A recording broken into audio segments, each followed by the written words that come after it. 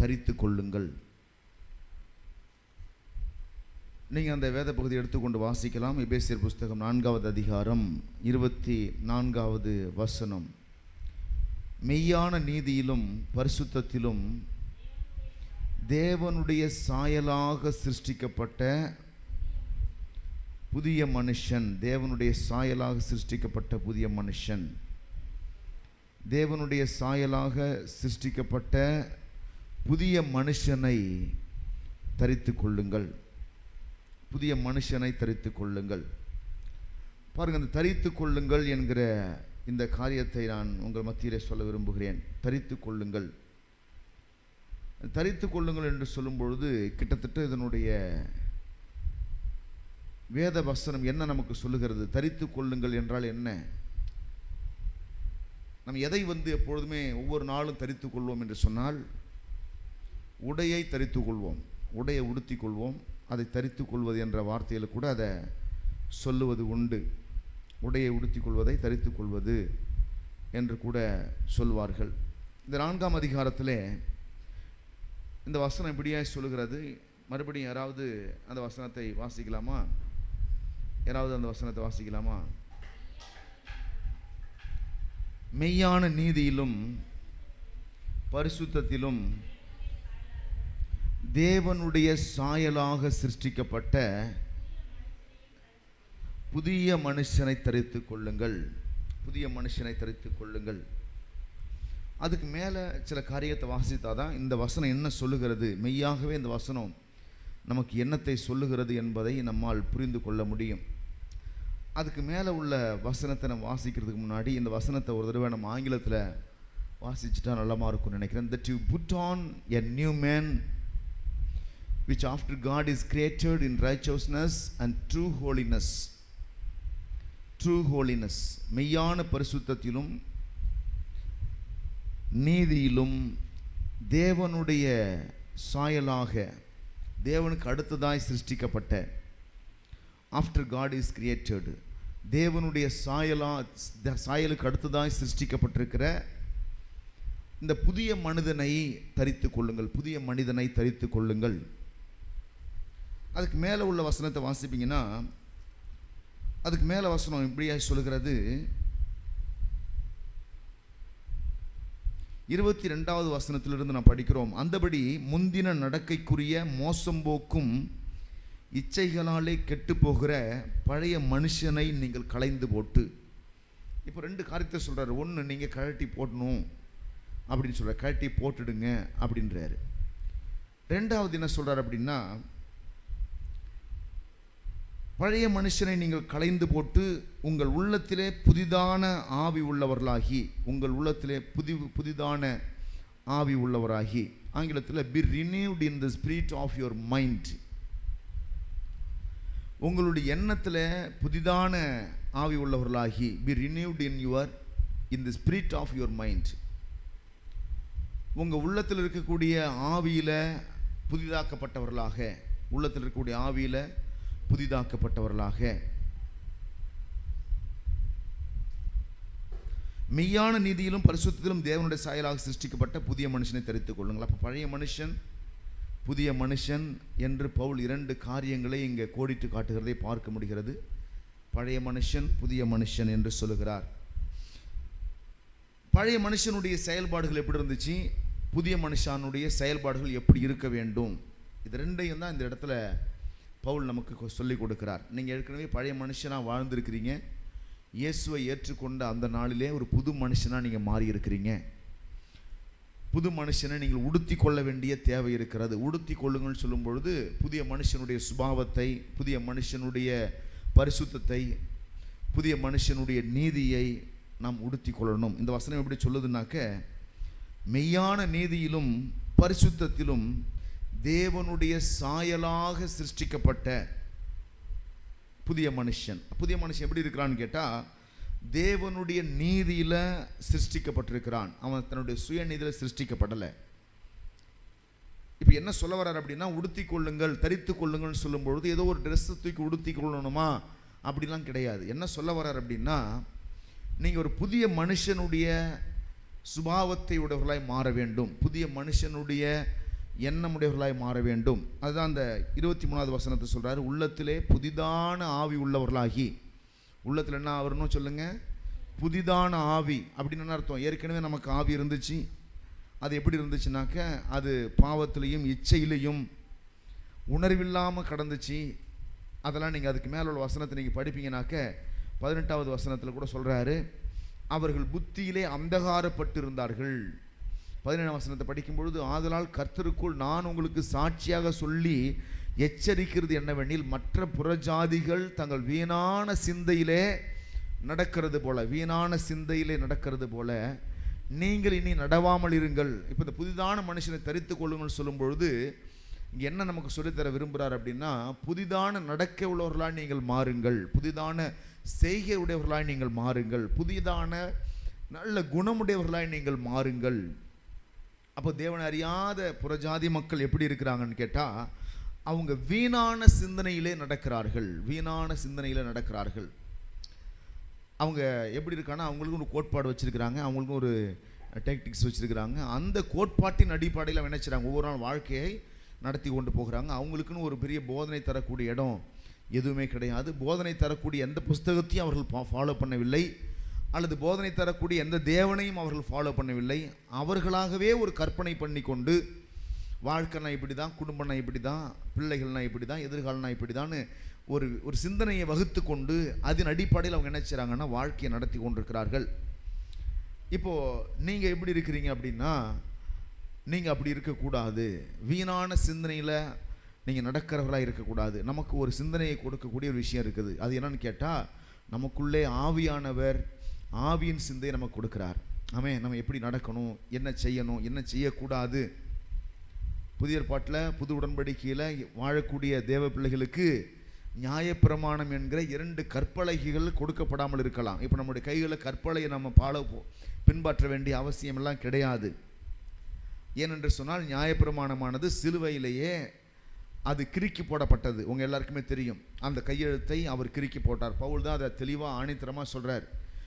எதன் அடிப்படையில் சொல்லியிருப்பார் நான் யோசிக்கிறேன். திரைச்சீலை 2ஆய் கிழிந்ததை வைத்து சொல்லியிருப்பார். திரைச்சீலை 2ஆய் கிழிந்ததுன்னு அர்த்தம் என்ன? யார் வேண்டுமானாலும் தைரியமாய் கிருபாசன தண்டை போகலாம்.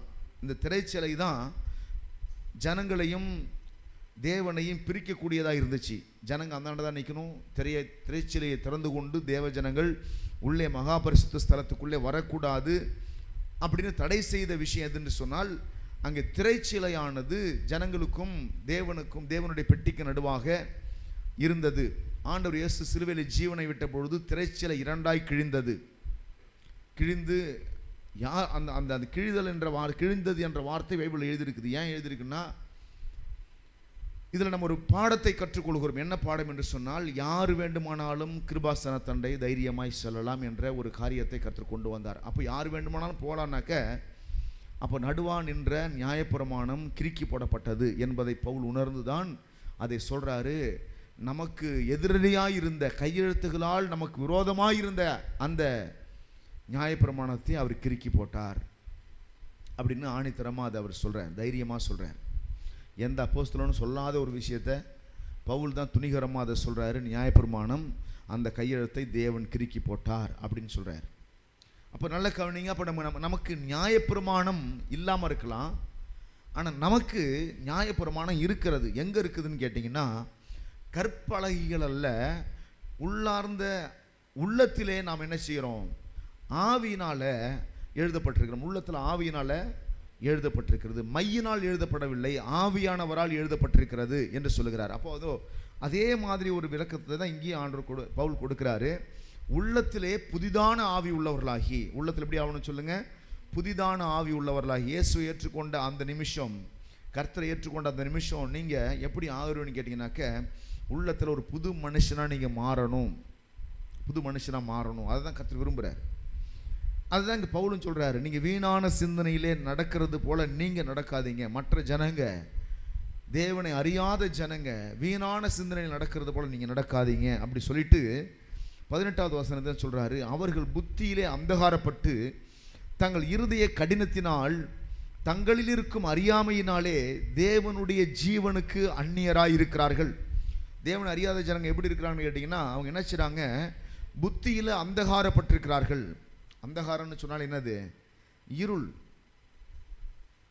வழி தெரியாம தடுமாறுவது, அதுதான் அந்தகாரம். அந்தகாரம்னு சொன்னா இருள். இருள் எங்க வந்திருக்குதுன்னு கேட்டா புத்தியில அந்தகாரப்பட்டிருக்கிறார்கள். புத்தியில் அந்தகாரப்பட்டு பாருங்க, தங்கள் இருதய கடினத்தினால், தங்களில் இருக்கும் அறியாமையினாலே. எப்ப என்ன நடக்குது? புத்தியில் அந்தகாரம் வந்திருக்குது, இருதயம் கடினமாய் மாறி இருக்கிறது. அப்புறம் சொல்றாரு தங்களில் இருக்கும் அறியாமையினால். அப்ப என்னென்ன காரியம் வந்து அவர்களை ஜீவனுக்கு அந்நியராக வைத்திருக்கிறது, நல்வாழ்வுக்கு அந்நியராக உலக மக்களை எது வைத்திருக்கிறது என்று சொன்னால் புத்தியிலே காணப்படுகிற அந்தகாரம். எல்லாம் சொல்லுங்க, புத்தியில காணப்படுகிற அந்தகாரம். Darkness in the mind, darkness in the mind. ஆனால் நமக்குள்ள என்ன வந்திருக்குது? நம்முடைய மைண்டில் உள்ளான ஆவி, பரிசுத்த ஆவியார் உள்ள வந்திருக்கிறார். உள்ளத்திலே புதிதான ஆவி உள்ளவர்களாய் நாம் மாறி இருக்கிறோம். அவர்கள் உள்ளத்திலே என்னவா இருக்கிறாங்க? அந்தகாரப்பட்டிருக்கிறாங்க. நமக்கும் தேவனை அறியாத ஜனங்களுக்கும் இருக்கிற பிரச்சனை என்னன்னு கேட்டால், அவங்க புத்தியில் அந்தகாரம் சொல்லும் பொழுது உள்ளத்திலே அந்தகாரம், இருள் இருக்கிறது. அதனால என்ன செய்கிறாங்க? இருதயம் கடினப்பட்டிருக்கிறது. எந்த பாவத்தையும் செய்ய இருதயம் கடினப்பட்டிருக்கிறது. அவங்களுக்கு கடவுள் பயம் இல்லை, தேவனை பற்றிய ஒரு பயம் இல்லை, எந்த காரியத்தையும் செய்வதற்கு துணிச்சலாக இருக்கிறாங்க. தொடர்ந்து பாவத்தில் நிலைத்திருக்கிறார்கள். தேவ பிள்ளைகள் வந்து நினைச்சாங்க, இவங்களும் பாவமே செய்யலையா, ரட்சிக்கப்பட்ட யாரும் பாவம் செய்யலான்னா பாவம் செய்யலாம். விழுந்து எழுந்து வெளில வந்து நான் இனிமேல் ஒரு நல்ல வாழ்க்கை வாழணும்னா நினைக்கிறாங்க. ஆனால் அவங்க அப்படி இல்லை, அந்தகாரப்பட்டு அதிலேயே கடினப்பட்டு தங்களில் இருக்க அறியாமையினாலே, தங்களில் இருக்கும் அறியாமையினால். என்னெல்லாம் அறியலை அவங்க அப்படின்னு கேட்டால், அவங்க தேவனை அறியலை, தேவன் கொடுக்கிற வாழ்வை அறியலை, இயேசு கிறிஸ்து எதற்காய் வந்தார்னு அறியலை, ஏன் மரித்தார்னு அறியலை, ஏன் உயிரோடு எழுந்தார் என்று அறியலை, இயேசு கிறிஸ்து அவர்களுக்கு என்ன சிலுவையிலே செய்தார் என்று அறியலை. அப்போ தங்களில் இருக்கும் அறியாமையினாலே, தங்களில் இருக்கும் அறியாமையினாலே பாருங்க, தேவனுடைய ஜீவனுக்கு, தேவன் கொடுக்கிற அந்த வாழ்வுக்கு, அந்த நித்திய ஜீவனுக்கு அவர்கள் அந்நியராய் இருக்கிறார்கள். நல்ல கவனிங்க, அந்நியராய் இருக்கிறார்கள். இதை பவுல் இப்போ ரெண்டையும் விளக்குறாரு. தேவன் அறியாத ஜனங்களுடைய நிலைமை என்ன, தேவன் அறிந்த ஜனங்கள் எப்படி இருக்க வேண்டும், ரெண்டு காரியத்தை சொல்றாரு. தேவன் அறியாத ஜனங்க எப்படி இருக்கிறாங்கன்னு சொன்னா, அவங்க புத்தியில் அந்தகாரப்பட்டிருக்கிறாங்க, இருதயம் கடினமாகி இருக்கிறது, தேவனுடைய ஜீவனுக்கு அந்நியராய் இருக்கிறாங்க. அப்புறம் என்ன செய்றாங்கன்னா, உணர்வில்லாதவர்களாய் சகலவித அசுத்தங்களையும் ஆவலோடே நடப்பிக்கும்படிக்கு எப்படி இருக்கிறாங்க? உணர்வு இல்லை. எத்தனை பாயிண்ட்ஸ் சொல்லாரு பாருங்க. உணர்வு இல்லை, சகலவித அசுத்தங்களையும் எப்படி நடப்பிக்கிறாங்க? ஆவலோடே நடப்பிக்கும்படி தங்களை காம விகாரத்திற்கு ஒப்பு கொடுத்திருக்கிறார்கள். காம விகாரத்திற்கு ஒப்பு கொடுத்திருக்கிறார்கள். தேவ பிள்ளைங்க ரொம்ப ஜாக்கிரதையா இருக்கணும். ஊழியக்காரராக இருந்தாலும் சரி, விசுவாச பிள்ளைகளாக இருந்தாலும் சரி, அவங்க எந்த விஷயத்தில் ரொம்ப ஜாக்கிரதையாக இருக்குன்னா, இப்படிப்பட்ட காரியத்திலிருந்து நம்ம முதல்ல நாம் வரணும். வந்து என்ன செய்யணும்? பவுல் சொல்றாரு, நீங்க ஒரு புது மனுஷனை தரித்து கொள்ளணும் அப்படின்றாரு. நீங்க பழைய மனுஷன் போலவே வாழாதீங்க, பழைய மனுஷனுடைய செய்கை உடையவர்களாக இருக்காதீங்க, பழைய மனுஷனை போலவே புத்தியில் அந்தகாரப்பட்டு இருக்காதீங்க, பழைய மனுஷனை போலவே நீங்க வீணான சிந்தனை நடக்காதீங்க, பழைய மனுஷனை போலவே எப்படி இருக்காதீங்க? இருதய கடினத்தில் இருக்காதீங்க, பழைய மனுஷனை போலவே அறியாமையில் இருக்காதீங்க, பழைய மனுஷனை போலவே உணர்வில்லாதவர்களாக இருக்காதீங்க, பழைய மனுஷனை போலவே சகலவித அசுத்தங்களை ஆவலோடு நடப்பிக்காதீங்க, பழைய மனுஷனை போலவே தங்களை காம விகாரத்திற்கு ஒப்பு கொடுக்காதீங்க. இவ்வளவு காரியத்தை அவர் சொல்றாரு. புதிதான மனுஷனா மாறணும்னு சொன்னா, புது மனுஷனா மாறணும்னு சொன்னா எப்படி மாற்றம் அடைவது, புது மனுஷனா எப்படி மாறுவது? அப்போ பவுல் இதெல்லாம் ஏன் சொல்றாருங்க? தேவையில்லாம சொல்றாரா அப்படின்னா, இதெல்லாம் பழைய மனுஷனுடைய செய்கை என்பதை நாம் எல்லாருமே விளங்கிக் கொள்ள வேண்டிய தேவை இருக்கிறது. அதனால தான் சில பேர் வந்துட்டு இன்னும் பழைய மனுஷன் சாகலை, பழைய மனுஷனுடைய சுபாவம் இன்னுமே எங்கேயாச்சும் ஒரு மூலையில் இருக்கிறது அப்படின்னு சொல்லுவாங்க. இந்த இமயமலை ஓரமாக போனீங்கன்னாக்க கங்கையில் வந்து பார்த்தீங்கன்னா ஒவ்வொரு நாளும் ஆயிரக்கணக்கான பிணங்களை எரிக்கிறாங்களாம். எரிக்கும் பொழுது சில பிணங்களை எரிப்பதற்கு நேரம் பத்தாது, எனவே வெந்ததும் வேகாதமாக தூக்கி தண்ணியில் விட்டுருவாங்களாம். அந்த பிணங்களை அகோரிகள் வந்து அதை கடித்து அதை எடுத்து சாப்பிட்றதா சொல்கிறாங்க. பாருங்கள், அந்த வெந்தது வேகாதமாக இருப்பது போல சில பேருடைய அந்த பழைய சுபாவங்கள், பழைய மனுஷன் வெந்து வேகாதது மாதிரி அவங்களுடைய வாழ்க்கையெல்லாம் இருக்கிறது. அவங்க எப்படி இருக்கிறாங்க? உணர்வில்லாமல் இருக்கிறாங்க. சகலவித அசுத்தங்களையும் ஆவலோடு நடப்பிக்கும்படிக்கு தங்களை காம விகாரத்திற்கு ஒப்பு கொடுத்திருக்கிறார்கள். அப்போ இந்த வசனம் யாருக்கெல்லாம் இதை சொல்லுது? யாருக்கு இதை சொல்லுது? நமக்கு தான் சொல்லுது. பவுல் சபைக்கு தான் இதை போதிக்கிறார், எபேசிய திருச்சபைக்கு இதை போதிக்கிறார். ஏன்னா திருச்சபைக்கு இதெல்லாம் சொல்லித்தர வேண்டிய தேவை இருக்கிறது. உலக வழக்கத்துக்கும் நம்முடைய வழக்கத்துக்கும் நிறைய வித்தியாசம் இருக்குது. உலக மக்களுடைய வாழ்க்கை முறைக்கும் நம்முடைய வாழ்க்கை முறைக்கும் நிறைய வித்தியாசம் இருக்குது. ரெண்டையும் ஒன்றாக்கிட முடியாது.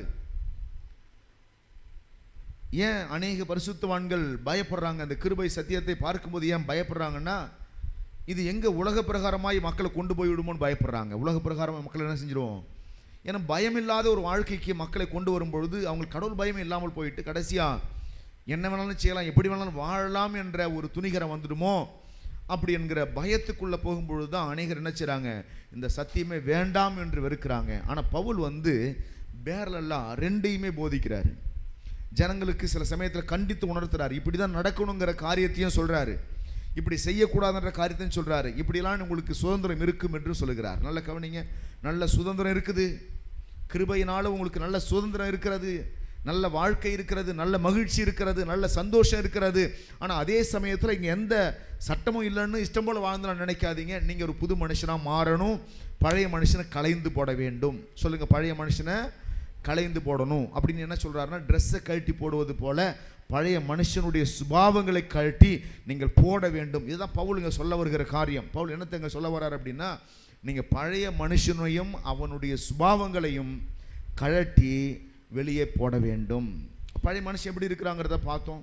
சுருக்கமாக சொல்லலாமா? பழைய மனுஷன் எப்படி இருக்கிறான் அப்படின்னு சொன்னாக்க, பழைய மனுஷன் எப்படி இருக்கிறான்னா வீணான சிந்தனையில் நடக்கிறவனாக இருக்கிறான். ரெண்டாவதாக பழைய மனுஷன் எப்படி இருக்கிறான்னா புத்தியில் அந்தகாரப்பட்டு இருக்கிறான். மூன்றாவது பழைய மனுஷன் எப்படி இருக்கிறான்னா இருதய கடினத்தினால் இருக்கிறான், கடினப்பட்டிருக்கிறான். பாருங்க, நான்காவது பழைய மனுஷன் எப்படி இருக்கிறான்? அறியாமையினால் இருக்கிறான், அறியாமையோடு கூட இருக்கிறான். பாருங்க, ஐந்தாவது உணர்வில்லாதவனாய் இருக்கிறான். பழைய மனுஷன் எப்படி இருக்கிறான்? ஒரு தவறு செய்தோம், அது நம்ம திருந்தணும், திருத்தி கொள்ளணும், இது தப்பு இது சரி என்று உணர்ந்து அதை மாற்றிக்கொள்ள பிரயாசப்படாத உணர்வில்லாதவனாய் இருக்கிறான். எவ்வளவுதான் அவங்கள திட்டினாலும் எவ்வளவுதான் புத்தி சொன்னாலும் தன்னை திருத்தி கொள்ள ஆயத்தம் இல்லாதவனாய் இருக்கிறான், உணர்வில்லாதவனாய் இருக்கிறான். அடுத்தது பாருங்க, சகலவித அசுத்தங்களையும் ஆவலோட நடப்பிக்கிறவனாய் இருக்கிறான். சகலவித அசுத்தங்களை எப்படி என்ன செய்றாம? சகலவித அசுத்தங்களையும் ஆவலோட நடப்பிக்கிறவனாய் இருக்கிறான்.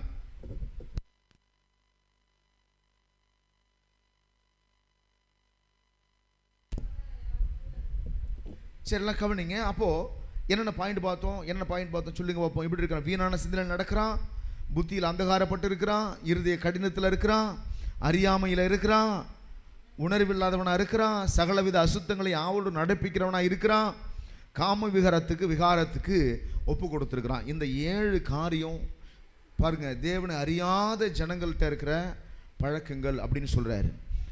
அடுத்து என்ன சொல்றாரு அப்படின்னாக்க, இப்படி சொல்லிட்டு நீங்களோ இவ்விதமாய் கிறிஸ்துவை கற்றுக்கொள்ளவில்லை அப்படின்றார். இவ்விதமாய் கிறிஸ்துவை, அப்ப கிறிஸ்துவ என்ன செஞ்சீங்க? நீங்க கிறிஸ்துவிடத்தில் என்னத்தை கற்றுக்கொண்டீங்க? இப்படி வாழ்வதற்கு கற்றுக்கொள்ளல, ஒரு புது வாழ்க்கை வாழ கற்றுக்கொண்டீர்கள். எத்தனை பேருக்கு புரியுது? இப்படி வாழ்வதற்கு நீங்க கற்றுக்கொள்ளல.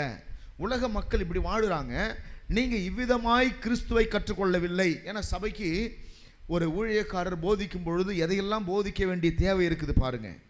ஜனங்களுக்கு வித்தியாசத்தை காண்பிக்க வேண்டிய தேவை இருக்கிறது. நாம் ஒரு புது மனுஷனாக மாறி இருக்கிறோம். இயேசுவை ஏற்றுக்கொண்ட அந்த நாளிலே, இயேசுவை இரட்சகராய் ஏற்றுக்கொண்டு அவருடைய பிள்ளையாய் மாறின அந்த நாளிலே, ஞானஸ்நானம் பெற்ற அந்த நாளிலே நமக்கும் உலக மக்களுக்கும் ஒரே மாதிரி காரியங்களில் நாம் அவர்களிலிருந்து பிரிந்து வெளில வந்திருக்கிறோம். அந்த பழக்க வழக்கத்திலிருந்து வெளில வந்திருக்கிறோம். நாம் அவங்கள்ட்ட இருக்க நட்பை விட்டு வெளில வரல.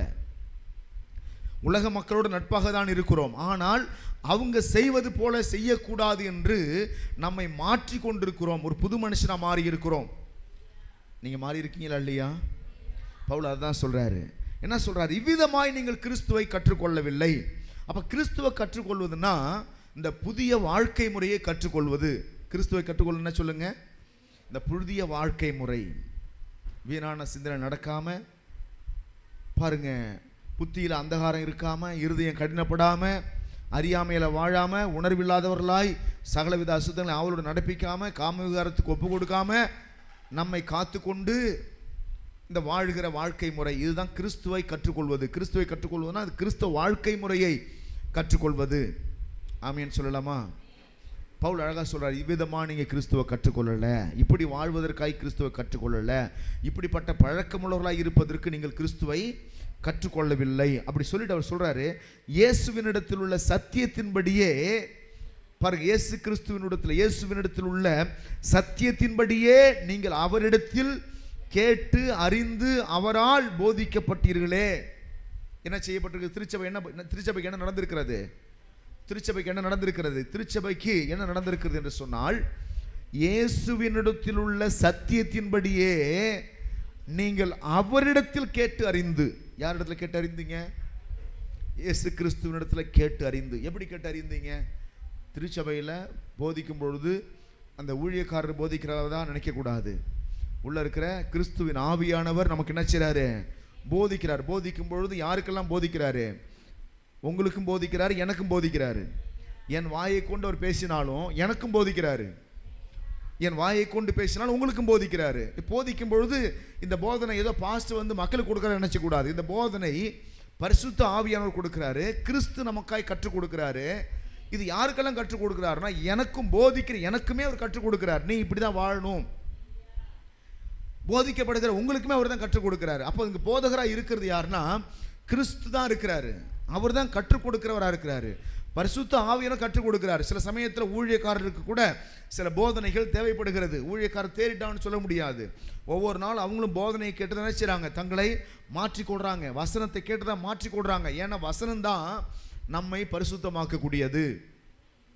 வசனம் மட்டும் என்ன செய்யுது? நம்மளை பரிசுத்தமாக்கக்கூடியது. வசனம் தான் ஒரு மனுஷனை திருத்தக்கூடியது. வசனம் தான் ஒரு மனுஷனை உருவாக்கக்கூடியது. நீங்கள் சங்கீத புஸ்தகத்தை எடுத்துக்கொண்டு வாசிப்பீங்கன்னா 119வது சங்கீதம் 119வது சங்கீதம் 113வது வசனம் இப்படியா சொல்லுகிறது. 119வது சங்கீதம் 113வது வசனம் யாராவது படிக்க முடியுமா? சங்கீதம் 119 113.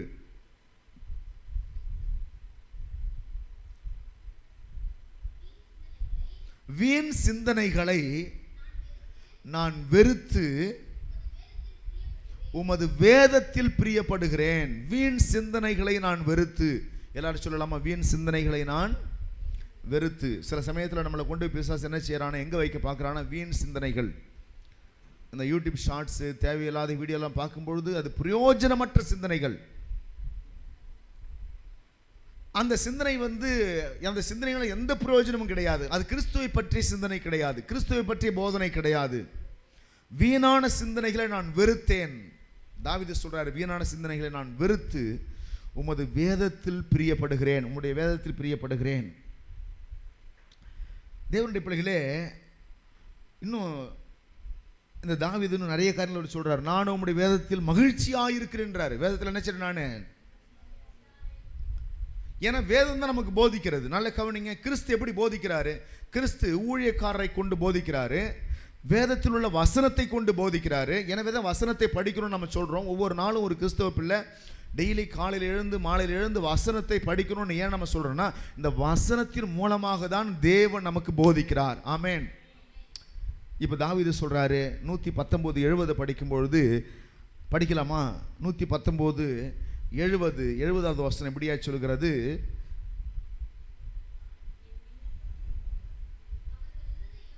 அவர்கள் இருதயம் நினந்துண்ணி கொழுத்திருக்கிறது. அவர்களுடைய இருதயம் எப்படி இருக்குது? யாருடைய இருதயம்? அதுக்கு மேல உள்ள வசனத்தை படிங்க. அகங்காரிகள் எனக்கு விரோதமாய் பொய்களை பிணைக்கிறார்கள், பொய்களை பிணைக்கிறார்கள். நானோ முழு இருதயத்தோடும் உம்முடைய கட்டளைகளை கைக்கொள்ளுகிறேன். அவர்கள் இருதயம் நினந்துண்ணி கொழுத்திருக்கிறது. உம்முடைய வேதத்தில் மனமகிழ்ச்சியாயிருக்கிறேன். எல்லாம் சொல்லுங்க, கர்த்தருடைய வேதத்தில் எப்படி இருக்கிறோம்? நம்ம ஏன் மனமகிழ்ச்சியா இருக்கிறோம்? அதுதான் கர்த்தர் பேசுற இடம். கிறிஸ்து நமக்கு கற்றுக் கொடுக்கிறாரு. இயேசுவினிடத்தில் உள்ள சத்தியம் நமக்கு போதிக்கிறது, சத்தியம் நமக்கு சொல்லிக் கொடுக்கிறது, எதை செய்யணும் எதை செய்யக்கூடாதுன்னு உள்ள இருக்கிற பரிசுத்த ஆவியை நமக்கு கற்றுக் கொடுக்கிறார். எப்படி கற்றுக் கொடுக்கிறாரு? வசனத்தை வாசிக்கும் பொழுது வசனத்தில் உள்ள வசனத்தின் மூலமாக பரிசுத்த ஆவியை நமக்கு கற்றுக் கொடுக்கிறாரு. தாவீது சொல்றார், நானோ உம்முடைய வேதத்தில் மனமகிழ்ச்சியாக இருக்கிறேன். இன்றைக்கி நம்மளாம் கர்த்தருடைய வேதத்தில் மனமகிழ்ச்சியாக இருக்கிறோமா? இந்த வருஷத்தில் எத்தனை தடவை பைபிள் படித்து முடிச்சிருக்கிறோம்? உண்மையாகவே பைபிள் படிக்கிறோமா? பைபிள் படிக்கலைன்னு சொன்னால் நம்முடைய அறிவு குறைவுள்ளதாக இருக்கிறதுன்னு அர்த்தம். ஒரு சில நாட்கள், ஒரு சில வாரங்கள், சில மாதங்களை கூட வேதத்தை படித்து முடிக்கிறவனாக இருக்காங்க. ஒரு சில வாரத்திலே படித்து முடிக்கிறவங்க இருக்கிறாங்க. ஒரு சில மாதங்களில் படித்து முடிக்கிறவனாக இருக்கிறாங்க. அதுக்காக நேரத்தை ஒதுக்குறாங்க. ஒரு அன்பான ஊழியக்காரரை பார்த்தேன். அவர் இரவு பகலாக வேதத்தை படிக்கிறார். நான் அவரை பார்க்குற நேரம்லாம் அவருக்கு ஒரு 70 வயது இருக்குன்னு நினைக்கிறேன். பார்க்குறலாம் பைபிள் எடுத்து வச்சுட்டு படிச்சுட்டு வந்திருந்தார். நான் கேட்டேன், எவ்வளோ நாளில் பைபிள் முடிப்பீங்கன்னு கேட்டேன். 4 மாதத்துக்குள்ளே ஒரு தடவை படித்து முடிச்சிடுவேன், அதை போல் வருஷத்தில் 3 தடவை படித்து முடிச்சிடும் அப்படின்றாரு. 70 வயது இருக்கும் அவருக்கு. பைபிள் எடுத்துட்டு உத்து பார்த்து படிச்சுட்டு வந்திருக்காரு. என்ன படிக்கிறீங்க பார்த்தாருன்னா, பார்த்து கேட்டேன்னா சொல்கிறாரு, 4 மாதத்தில் ஒரு தடவை பைபிள் படித்து முடிச்சிடுவேன், இப்படி வருஷத்தில் 3 தடவை பைபிள் படித்து முடிப்பேன் அப்படின்றார். எந்த அளவுக்கு வேதத்தில் மனமகிழ்ச்சியாக நம்ம இருக்கிறோம்? சத்தியத்தை அறிந்து கொள்ள மனமகிழ்ச்சியாக இருக்கிறோமா? வேத வசனங்களை கற்றுக்கொள்ள மனமகிழ்ச்சியாக இருக்கிறோமா? எந்த அளவுக்கு வசனத்தை கற்றுக்கொண்டு இன்னும் நான் கற்றுக்கொள்ள வளரணும்னு மனமகிழ்ச்சியாக இருக்கிறோம்? தேவையில்லாத பிரச்சனைகளையும், தேவையில்லாத குழப்பங்களையும், தேவையில்லாத வீடியோக்களையும் பார்க்கறதுனால எந்த பிரயோஜனமும் கிடையாது. அதான் வீண் சிந்தனைகளை வெறுத்தேன்னு சொன்னால் அதெல்லாம் வீணான சிந்தனைகள். அடுத்த குடும்பத்து பிரச்சனை, அடுத்த வீட்டு பிரச்சனை, அதெல்லாம் நம்ம சிந்திப்பதனால எந்த லாபமும் கிடையாது. இந்த வேத பகுதி இப்படி அழகாய் சொல்லுகிறது பாருங்க. அவர் சொல்றாரு, நானோ உம்முடைய வேதத்தில் மனமகிழ்ச்சியாக இருக்கிறேன். எல்லாரும் சொல்லுங்க, நானும் உம்முடைய வேதத்தில். எல்லாம் எத்தனை பேர் மனமகிழ்ச்சியாக இருக்கிறோம் வேதத்தை படிப்பதற்கு? இன்னைக்கு ஒரு பொருத்தனை பண்ண போறேன். எல்லாருமே சத்தியத்தை கற்றுக்கொள்ள முயற்சி பண்ணணும். நீங்கள் ஊரில் உலகத்தில் வருகிற எல்லா போதனையும் கேட்கக்கூடாது. யார் தப்பான பொய்யான கள்ள உபதேசங்களுக்கு யார் சிக்கிக்கிறாங்கன்னு பார்த்தீங்கன்னா, யார் யாருக்கெல்லாம் வேத வசனம் தெரியலையோ அவங்கள தான் பிசாசு என்ன செய்கிறான், கள்ள உபதேசத்தில் கள்ள போதனையில் வைத்து அவங்கள சிக்க வைத்து அவங்க வாழ்க்கையை அழித்து விடுகிறான் எளிதாக. யார் கள்ள உபதேசத்தில் மாட்டிக்கிறாங்க? யார் ஒருவர் வேதத்தை ஒழுங்காக படிக்காமல் ஏதோ ஒரு மனுஷனுடைய பிரசங்கத்தை கேட்டு மாத்திரம் அவங்க வளரணும்னு நினைக்கிறாங்களோ அவங்க எளிதாக அவங்க பிசாசினுடைய கண்ணிலே சிக்கிக் கொள்ளுகிறார்கள். நீங்கள் ஒரு திருவள்ளுவர் அழகாக ஒரு திருக்குறளை சொல்லியிருக்கிறார். எச்சொல் யார் யார் வாய் கேட்பினும் அப்பொருள், எப்பொருள் யார் யார் வாய் கேட்பினும் அப்பொருள் மெய்ப்பொருள் காண்பது அறிவு. அப்படியே அறிவா? அறிவு தான் அப்படி தெரிவுன்னு சொல்றது. காண்பது அறிவு. அறிவுனா என்ன? மெய்ப்பொருளை கண்டுபிடிக்கணும். எப்பொருள் யார் யார் வாய் கேட்பினும். ரொம்ப முக்கியமான விஷயம் பாருங்க. நீங்க அநேகருடைய போதனைகளை, அநேக பிரசங்கமார்களுடைய உபதேசங்களை கேட்கும் பொழுது நீங்க மெய்ப்பொருள் எது உண்மை என்பதை கண்டுபிடிக்கணும். மெய்ப்பொருள் எங்க இருக்குது? மெய்ப்பொருள் இந்த வேதத்துல மறைந்து கிடக்கிறது. மெய்ப்பொருள் எங்க இருக்கு சொல்லுங்க? வேதத்துல மறைந்து கிடக்கிறது. வேதத்துல தான் மெய்ப்பொருள் இருக்குது. வேதம் என்ன மெய்ப்பொருளை சொல்லுது நமக்கு? இந்த வேத வசனம் தான் நமக்கு உண்மை என்ன, பொய் என்னங்கிறத விலைக்கு காண்பிக்கிறது. சொல்லுங்க, மெய்ப்பொருள் என்ன சொல்லுது? மெய்ப்பொருள் எது? வேத புஸ்தகம். சொல்லுங்க, மெய்ப்பொருள் எது? பிரசங்கிமார்கள் எல்லாம் வேதத்திலிருந்து எடுத்து பிரசங்கம் பண்றாங்க. ஆனா எதன் அடிப்படையில் பிரசங்கம் பண்றாங்க? வேதத்தின் அடிப்படையில். ஆளாளுக்கு ஒரு வசனத்தை பிடித்து கொண்டு அதுதான் சரி, இதுதான் சரின்னு அநேகர் பிரசங்கம் பண்ணினாலும் நீங்க எதை பார்க்கணும்? அவர் சொன்னது சரிதானான்னு வேதத்தை தான் பார்க்கணும். வசனத்தை ஒரு வேளை அவர் எடுத்து அவருக்கு ஏற்ற மாதிரி வளைத்து திரித்து கூட பேசலாம். ஒரு மனுஷன் வேதத்தில் ஒரு வசனம் இருக்கு பாருங்க. என்ன வசனம்? ஒரு வயதான ஆட்டுக்குட்டியை கொண்டு பலி செலுத்த வேண்டும் அப்படின்னு ஒரு வசனம் இருக்குது. ஒரு வயதான ஆட்டுக்குட்டியை, அதை ஒருத்தர் படிச்சாராம். ஒரு வயதான ஆட்டுக்குட்டி. ஒருத்தர் படிச்சாராம், ஒரு வயதான ஆட்டுக்குட்டியை பலி செலுத்த வேண்டும். இப்போ ஒரே ஒரு வயதான ஆட்டுக்குட்டியை பலி செலுத்த வேண்டும் என்று சொல்வதற்கும் ஒரு வயதான ஆட்டுக்குட்டியை பலி செலுத்த வேண்டும் வித்தியாசம் இருக்குதா இல்லையா? இப்போ நிறைய பேர் நினைச்சாங்க, ஒரு வயதான ஆட்டுக்குட்டி, பைபிள் சொல்லப்பட்டிருக்குல்ல, வயசான ஆட்டுக்குட்டி அதை என்ன செய்யணும்? வயசாயிட்டாலும் ஆடு மீன் ஆட்டுக்குட்டி மீங்களா? ஆடு இருந்தாலும் சொல்லுவீங்க. அப்புறம் அந்த வசனம் எப்படி இருக்குது? ஒரு வயதான ஆட்டுக்குட்டின்னு இருக்குல்ல, அப்போ அது என்ன சொல்லணும்? நீங்க வயசான ஆடா ஆட்டுக்குட்டியா? அப்போ ஒரு வயது அது சொல்லுதா, ஒரு வயசான என்பதை சொல்லுகிறதா? இப்படிதான் அநேகர் சரியான ஒரு வேத அறிவு இல்லாம, வேத புரிதல் இல்லாம வசனத்தை எடுத்து வச்சுட்டு சொல்றாங்க, ஒரு வயசான ஆட்டுக்குட்டி. தேவ பிள்ளைகளே, அவர் சொல்ற அந்த விஷயம் ஒருவேளை அப்படி ஒருத்தர் பிரசங்கிக்கிறான்னு சொல்லும் பட்சத்தில் நீங்க எதை பார்க்கணும்? இந்த வசனத்தை எடுத்து, இந்த வசனம் அப்படி சொல்லுகிறதா, இதனுடைய உண்மையான அர்த்தம் என்ன? இன்னைக்கெல்லாம் உலகத்தில் வேதத்தை கற்றுக்கொள்வதற்கு நிறைய வழிமுறைகள் இருக்கிறது. உடனே நம்ம ஜனங்கள்லாம் விக்கிபீடியாவுக்கு போவாங்க. செல்போனில் கூகுளில் போயிட்டு விக்கிபீடியாவில் டைப் பண்ணாக்க எல்லா வார்த்தைக்கும் அர்த்தம் இருக்குதாங்க. சரி, அப்படி இல்லையா பைபிள் கமெண்ட்ரி ஏதாவது இருக்குதா, அதை போய் பார்க்கலாம். எத்தனையோ பைபிள் ஆப்ஸ் இருக்குது, அதில் ஏகப்பட்ட டிரான்ஸ்லேஷன்ஸ் இருக்கிறது, ஆங்கிலத்திலையும் இருக்கிறது, பல லாங்குவேஜில் இருக்குது. அதை போய் பார்த்து அதில் என்ன சொல்லப்பட்டிருக்கு என்பதை பார்க்கலாம். இது எதையும் பார்க்காம தமிழில் உள்ள ஒரு வசனத்தையும் படிச்சுட்டு ஒரு வயதான ஆட்டுக்குட்டியை பலி செலுத்தினான் அப்படி சொல்லக்கூடாது. அதையும் நம்ம கேட்டு நம்ம ஜனங்க கேட்டு என்ன செய்றாங்க? அல்லேலூயா. ஏன்னா ஒரு வயதானன்னு சொன்னார்ல, அது முடிகிற மாதிரி அல்லேலூயா என்ன செய்யணும்? ஒரு வயதான ஆட்டுக்குட்டி அப்படின்னு உடனே மக்கள் என்ன செய்றாங்க? அல்லேலூயா அப்படி போயிட்டு இருக்கிறாங்க. வேதத்தை பார்க்கறது இல்லை. யாரோ ஒருத்தர் சொல்ற போது உபதேசத்தை மட்டும் கேட்டு என்ன செய்றாங்க? அவர் சொல்றது தான் தேவ வாக்கு, அவர் சொல்றது தான் சரி. எப்பொழுதுமே யார் தரப்புல நீங்க எந்த விஷயத்தை கேட்டாலும் அவங்க சொல்வது சரி என்பது போல தான் இருக்கும். சண்டை 2 பேர் போட்டுக்கிட்டாங்கன்னா முதல்ல முந்தி வரான்ல, அவன் சொல்றது அந்த வார்த்தையெல்லாம் கேட்டிங்கன்னா அவன் தான் சரியானவன் தோணும் நம்ம பார்வைக்கு. ஏன்னா அவன் சொல்ற வார்த்தையெல்லாம் செய்வாங்க, அவங்கள்ட்ட இருக்க நீதி நியாயத்தை மட்டும் தான் பேசுவாங்க. அதுல மனிதர்களெல்லாம் எக்ஸ்பர்ட்.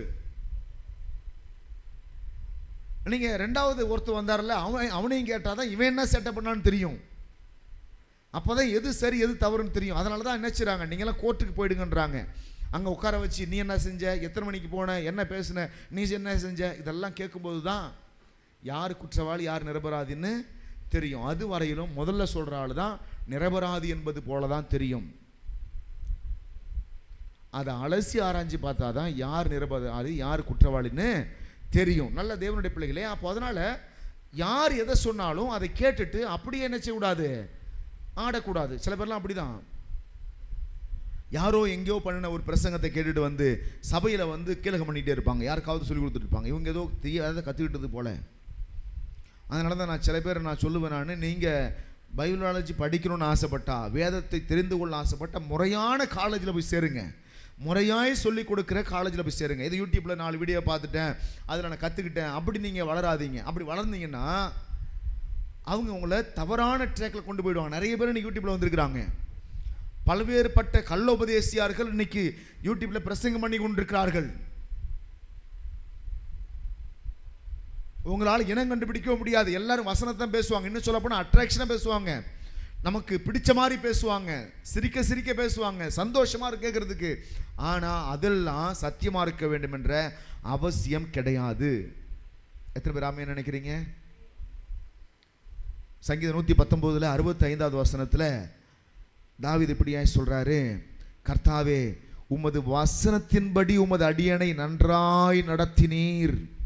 உமது வசனத்தின்படி உமது அடியனை நன்றாய் நடத்தினீர். எத்தனை பேர் இன்னைக்கு வசனத்தின்படி நடக்கணும், கர்த்தருடைய சத்தியத்தின்படி நடக்கணும், சத்தியம் எனக்கு போதிக்கிறபடி நடக்கணும்னு எத்தனை பேர் முடிவெடுக்கிறீங்களோ நீங்கள் தான் ஒரு புது மனுஷனை, புதிய வாழ்க்கையை நீங்கள் வாழ முடியும். வசனத்தை படிக்க படிக்க படிக்க தான் நமக்குள்ள ஒரு தெளிவு வரும். வசனம் இல்லாத ஒரு திருச்சபை, சத்தியத்தை அறியாத ஒரு திருச்சபையில் நீங்கள் இருப்பீங்கன்னு சொன்னாக்க நீங்கள் ஒரு குழந்தை பிள்ளையாக தான் இருக்க முடியும். குழந்தை பிள்ளை மாதிரி ஒரு அனுபவத்தில் தான் நீங்கள் இருக்க முடியும். எனவே தான் சரியான ஒரு சத்தியமுள்ள வசனத்தை போதிக்கக்கூடிய ஒரு திருச்சபையில் நீங்கள் இருக்கணும். முதல்ல வசனத்தை நல்லா சொல்லித்தரக்கூடிய ஒரு திருச்சபையில் இருக்கணும். ஏன் அப்படின்னா அங்கே சொல்லித்தரப்படுகிற வசனத்தை கேட்டு, வேத விளக்கங்களை கேட்டு நீங்கள் என்ன செய்யணும்? வளர வேண்டும். கர்த்தருடைய நாமத்துக்கு ஸ்தோத்திரம் உண்டாவதாக. தாவீது சொல்றாரு, உமது வசனத்தின்படி அடியனை நன்றாய் நடத்தினீர். அப்போ நல்ல கவனிங்க. அப்போ ஏற்கனவே நாம் பார்த்தோமே, என்ன பார்த்தோம்? மறுபடியும் அந்த வசனத்தை வாசிக்கலாமா? எங்க பார்த்தோம்? எபேசியர் 4ஆம் அதிகாரத்தில் பார்த்தோமே. எபேசியர் 4ஆம் அதிகாரத்தில் பார்த்தோம் அந்த வேத பகுதிக்கு எல்லாரும் மறுபடியும் திருப்பி அதை மறுபடியும் நம்ம வாசிக்க போகிறோம். 4 அதிகாரத்தில் என்னத்தை பார்த்தோம்? நம்ம என்னத்தை பார்த்தோம்? அந்தபடி இயேசுவினிடத்தில் உள்ள சத்தியத்தின்படியே, எல்லாம் சொல்லுங்க, இயேசுவினிடத்தில் உள்ள சத்தியத்தின்படி. அப்ப இயேசு கிறிஸ்துவினிடத்தில் என்ன இருக்கிறது? சத்தியம் இருக்கிறது. கிருபை மட்டும் இயேசு கிறிஸ்துவினிடத்தில் இல்லை. நிறைய பேர் நினைக்கிறாங்க கிருபையை மட்டும் போதிச்சுட்டு சத்தியத்தை போதிக்காம விட்டுறாங்க. சத்தியம் என்ன செய்யுதுன்னா நியாயப்பிரமாணத்தை விட அழகாய் மனுஷனை உருவாக்குகிறது. ஆமென். நியாயப்பிரமாணம் பயமுறுத்தி மனுஷனை உருவாக்குது. சத்தியம் அன்பா நமக்கு சொல்லிக் கொடுத்து நம்மளை உருவாக்குகிறது. எல்லாருக்கும் புரியுதா உங்களுக்கு? இயேசு கிறிஸ்துவினிடத்தில் உள்ள சத்தியத்தின்படி, அந்த வசனத்தை எடுத்து படிங்க. இயேசு கிறிஸ்துவினிடத்தில் உள்ள சத்தியத்தின்படி நீங்கள் அவரிடத்தில் கேட்டு அறிந்து, இயேசுவினிடத்தில் கேட்டு அறிந்து அவரால் போதிக்கப்பட்டீர்களே. எத்தனை பேர் போதிக்கப்பட்டிருக்கிறீங்க? பரிசுத்த ஆவியானவர் உங்களை போதிச்சிருக்கிறார் இல்லையா? உள்ள இருக்கிற ஆவியானவர் நமக்குள்ளே ஒரு சில தெளிவை கர்த்தர் கொடுப்பார். உங்களுக்குள்ள ஆவியானவர் இருப்பார்னா சில காரியங்களை நீங்கள் கேட்கும் பொழுதே இது தேவனுடைய சத்தம் இல்லை, இது சாத்தானுடைய சத்தம் என்பதை உங்களால் எளிதாய் புரிந்து கொள்ள முடியும். ஆண்டவர் அழகா சொல்றார் இல்லையா, என் ஆடுகளின் சத்தத்திற்கு செவி கொடுக்கிறது, அது அந்நியருடைய சத்தத்தை அறியாததுனால அவர்களை விட்டு ஓடி போகும். நீங்க மெய்யாவே கிறிஸ்துவனுடைய ஆடுகளாய் நீங்க இருப்பீங்கன்னா எது இயேசு கிறிஸ்துவனுடைய போதனை, எது சாத்தானுடைய போதனை என்பதை எளிதாய் நீங்க கண்டுபிடிக்க முடியும். பாருங்க, ஒவ்வொரு ஆடும் தன் மெய்ப்பனுடைய சத்தத்தை அறிந்திருக்கிறது. ஒவ்வொரு ஆடும் தன் மெய்ப்பனுடைய முன்னணியை அறிந்திருக்கிறது. ஆனால் உண்மையாகவே தேவ ஜனங்க அப்படி அறிந்திருக்கிறாங்களான்னு கேட்டால் எல்லாரும் அப்படி அறியல. ஒரு சில பேர் அறியாமல் இருக்கிறாங்க. தேவனையும் அறியல, தேவனுடைய சத்தத்தையும் அறியல. ஏன்னா அவங்களுக்கு எப்படி இருக்கிறாங்க ஜனங்கன்னு கேட்டால் வலது கைக்கும் இடது கைக்கும் வித்தியாசம் தெரியாத ஜனங்களாக இருக்கிறாங்க. எப்படி இருக்கிறாங்க? வலது கைக்கும் இடது கைக்கு என்ன தெரியல ஜனங்களுக்கு. இப்போ நம்முடைய சபைக்கு வருகிற கிட்டத்தட்ட ஒரு 90% மக்கள் எப்படி இருக்கிறாங்கன்னா எல்லாம் கிராமப்புறத்தை சார்ந்த மக்கள். தலைவலியும் வயிறு வலியும் கால் வலியும் இடுப்பு வலியும் இதிலே தான் வந்து கவனம் செலுத்துகிறாங்களே ஒழிய இந்த வசனத்தை படிக்கணும், வசனத்தில் வளரணும், சத்தியத்துக்காக நிற்கணும், இந்த மாதிரி விசுவாசிகள் கிராமப்புறங்களில் உருவாக்குவது என்பது மிகவும் கடினமான ஒரு காரியம். அதிகமாய் பிரயாசப்படணும், அதிகமாய் போதிக்கணும். ஏன்னா வசனம் சொல்லுகிறது எப்போது கற்றாலும் ஒருபோதும் சத்தியத்தை அறிந்து உணராது இருக்கிற பெண் பிள்ளைகள்னு சில ஜனங்க சபையில் இருக்க தான் செய்கிறாங்க. எவ்வளவு பிரசங்கம் கேட்டாலும் அவங்க சத்தியத்தை அறிந்து உணர்ந்து கொள்வதே கிடையாது. அப்படிப்பட்ட மக்கள் இருக்க தான் செய்கிறாங்க, சபையில் கூட இருக்க தான் செய்கிறாங்க. எவ்வளவு பிரசங்கம் கேட்டாலும் கேட்ட பிரசங்கம் மனசில் இருக்குதான்னு கேட்டால் இருக்காது. இந்த சபையை விட்டு வெளில போன உடனே என்ன செஞ்சிடறாங்க, அவங்க அதுக்கப்புறம் பேசுகிற ஊர் கதையிலேயே எல்லாத்தையும் மறந்துடுவாங்க. ஏன் இந்த ஊர் கதைன்னு சொல்கிறேன்னா கிராமப்புறங்களில் இதுதான் நிறைய நடக்கும். வசனத்தை பற்றி பேசிக்கொள்கிறவர்களை விட தேவையில்லாத பிரச்சனைகளை பேசிக்கொள்கிற நபர்கள் தான் அதிகமாக இருப்பார்கள். பெற்றோர்கள் கூட இன்றைக்கி அப்படி தான் மாறிட்டாங்க. பிள்ளைகளை வச்சுக்கிட்டே தேவையில்லாத விஷயங்களெல்லாம் பேசி கொண்டிருப்பாங்க. பிள்ளைகளுக்கு முன்பதாக அப்படிலாம் பேசக்கூடாது. பிள்ளைங்க இருக்கிறான்னு தெரிஞ்சதுன்னா தேவையில்லாத விஷயங்களை பேசுவதற்கு நம்ம யோசிக்கணும். ஏன்னா பிள்ளைங்க காலையில் விழுந்தால் பிள்ளைகளும் அப்படி மாறிடுவாங்க, அவங்களும் அப்படி ஆகிடுவாங்க. எனவே பிள்ளைகளுக்கு முன்னாடி நீங்கள் நற்சாட்சி உள்ளவர்களாய் நல்ல காரியங்களை பேசுகிறவங்களா நீங்கள் என்ன செய்யணும், இருக்கணும். அப்போ கிறிஸ்து இயேசுவினிடத்தில் உள்ள சத்தியத்தின்படி நீங்கள் அவரிடத்தில் கேட்டு என்ன செய்யப்பட்டிருக்கிறீங்க, போதிக்கப்பட்டு இருக்கிறீர்கள். ஏன் போதிக்கப்பட்டீங்கன்னா முந்தின நடக்கைக்குரிய மோசம் போக்கும் இச்சைகளாலே கெட்டு போகிற பழைய மனுஷனை களைந்து போடுவதற்கு போதிக்கப்பட்டிருக்கிறீர்கள் இல்லையா? பழைய மனுஷன் என்ன செய்யணும், களைந்து போடணும். பழைய மனுஷன் எப்படி இருக்கிறான், மோசம் போக்கு இச்சைகளை உடையவனாய் இருக்கிறான். பழைய மனுஷன் எப்படி இருக்கிறான், மோசம் போக்கு இச்சைகள். இன்னைக்கு நமக்குள்ள அப்படிப்பட்ட காரியம் வராதபடிக்கு நம்ம காத்துக்கொள்ளணும். பரிசுத்த ஆவியானவர் எல்லாருக்கும் போதிக்கிறார், எனக்கும் போதிக்கிறார். இப்போ நான் கூட என்ன செய்யணும், பொருட்கள் மேலே ஆசை வச்சுட்டு கர்த்தரை விட்டுறக்கூடாது. பொருட்களை விட முதல்ல யாரை நேசிக்கணும், நான் கர்த்தரை நேசிக்கணும். பொருளாசையை விடணும். பொருளாசையை பிடிச்சிக்கிட்டா கர்த்தரை நேசிக்க முடியாது. கர்த்தரா பொருளாசையான்னு வரும்பொழுது நமக்கு எதை விடணும் எதை பிடிச்சு கொள்ளணும்னு தெரியணும். பொருளாசை என்னும் விக்கிரக ஆராதனை என்று வசனம் சொல்கிறது. பொருளாசை என்னும் விக்கிரக ஆராதனை. சில பேருக்கு நகநட்டை வாங்கி குவிக்கணும், வீடுகளை கட்டணும், பொண்ணு பொருளை வாங்கி வைக்கணும், வீடு நிறையா அந்த பொருள் இந்த பொருள் இருக்கணும், இதில் தான் கவனம் செலுத்துவாங்களே ஒழிய கர்த்தருக்கு செய்யணும், கர்த்தருக்கு கொடுக்கணும், கர்த்தருக்கு தசமபாகம் கொடுக்கணும், கர்த்தருக்கு உண்மையாக இருக்கணும், காணிக்கை கொடுக்கணும், ஊழியங்களை தாங்கணும், ஆராதனைக்கு போகணும், இந்த காரியத்தில் முக்கியத்துவம் கொடுக்க மாட்டாங்க. இன்னும் கொஞ்சம் நாள் கழித்து என்ன நடக்குமோன்னு தெரியல, என்ன நடக்குமோன்னு யோசிச்சுட்ருக்கேன். என்ன நடக்குமான்னு யோசிக்கிறேன்னா, இன்றைக்கி வீட்டுக்கு வீடு ஏசி வந்துருச்சு, எல்லா வீட்லேயும் ஏசி போட்டுடுறாங்க. இப்போ சபைக்கு வரணும்னா கசப்பாக இருக்கும். ஏன் கசப்பாக இருக்கும்? நீங்கள் போனால் ஒரே சூடாக இருக்குது, அங்கே போய் உட்கார்றதுக்கு முடியல, கஷ்டமாக இருக்குது. வீட்டில் ஏசி இருக்குது, வெயிலில் யார் போய் அந்த புழுக்கத்தில் உட்காந்து கிடந்துட்டு வருவது? சரி, சர்ச்சுக்கு 2 ஏசி வாங்கி போடுவோம், அந்த எண்ணம் வராது. சர்ச்சில் ஏசியில் நான் வரமாட்டேன், சர்ச்சில் ஏசி இல்லை,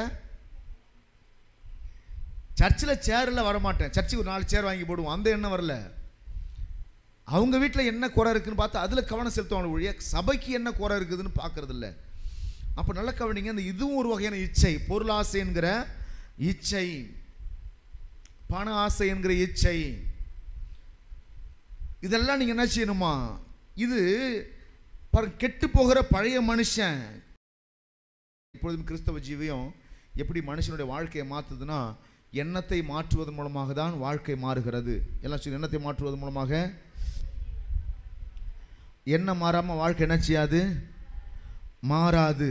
எண்ணம் மாறுவதன் மூலமாக தான் வாழ்க்கை மாறுகிறது. எனவே தான் எண்ணத்தை ரொம்ப கவனிக்க வேண்டிய தேவை இருக்குது. எண்ணத்தை ரொம்ப கவனிக்கணும். தேவனுடைய பிள்ளைகளே, வேதவசனம் இப்படியாகி தான் சொல்லுகிறது பாருங்கள். அழகாக சொல்லப்பட்டிருக்குது. எப்படி சொல்லப்பட்டிருக்குது? அந்த வசனத்தை படிக்கிறோம் பாருங்க. ஸ்தோத்திரம். மறுபடியும் படிங்க, மறுபடியும் படிங்க, மறுபடியும் படிங்க. உள்ளத்திலே புதிதான ஆவி உள்ளவர்களாகி. அங்கே இவ்வளோ தூரம் பளிச்சுன்னு தெரிஞ்ச கூடமா படிக்கிறதுல ஸ்ட்ரகிள் இருக்குது, பிரச்சனை இருக்குது உங்களுக்கு. டிவியில் இருந்து பெருசாக ஓடுதில்ல. உள்ளத்திலே புதிதான ஆவி உள்ளவர்களாகி மெய்யான நீதியிலும் பரிசுத்தத்திலும் தேவனுடைய சாயலாக சிருஷ்டிக்கப்பட்ட புதிய மனுஷனை தரித்து கொள்ளுங்கள்.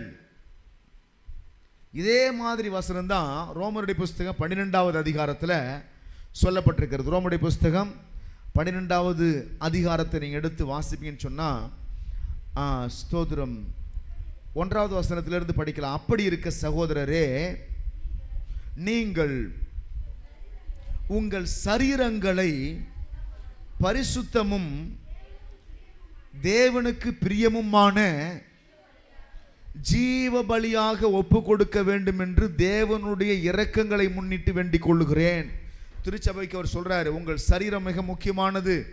நான் இருதயத்தை கர்த்தருக்கு கொடுத்துட்டேன், என் ஆவியை கர்த்தருக்கு கொடுத்துட்டேன், சரீரத்தில் மட்டும்தான் சில பிரச்சனை இருக்குதுன்னு சரீரத்தை விட்டு வச்சிட முடியாது. சரீரத்தில் சில பாவத்தை செய்து கொண்டே இருந்து விட முடியாது.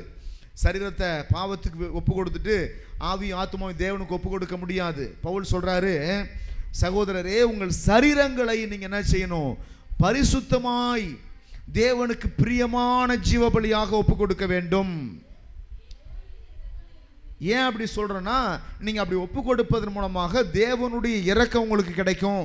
அந்த இரக்கங்களை முன்னிட்டு நான் உங்களை வேண்டிக் கொள்ளுகிறேன். திருச்சபையை பார்த்து சொல்றாரு, உங்களை வேண்டிக்கிறேன்ப்பா, தயவு செஞ்சு உங்க சரீரத்தை என்ன செய்யுங்க?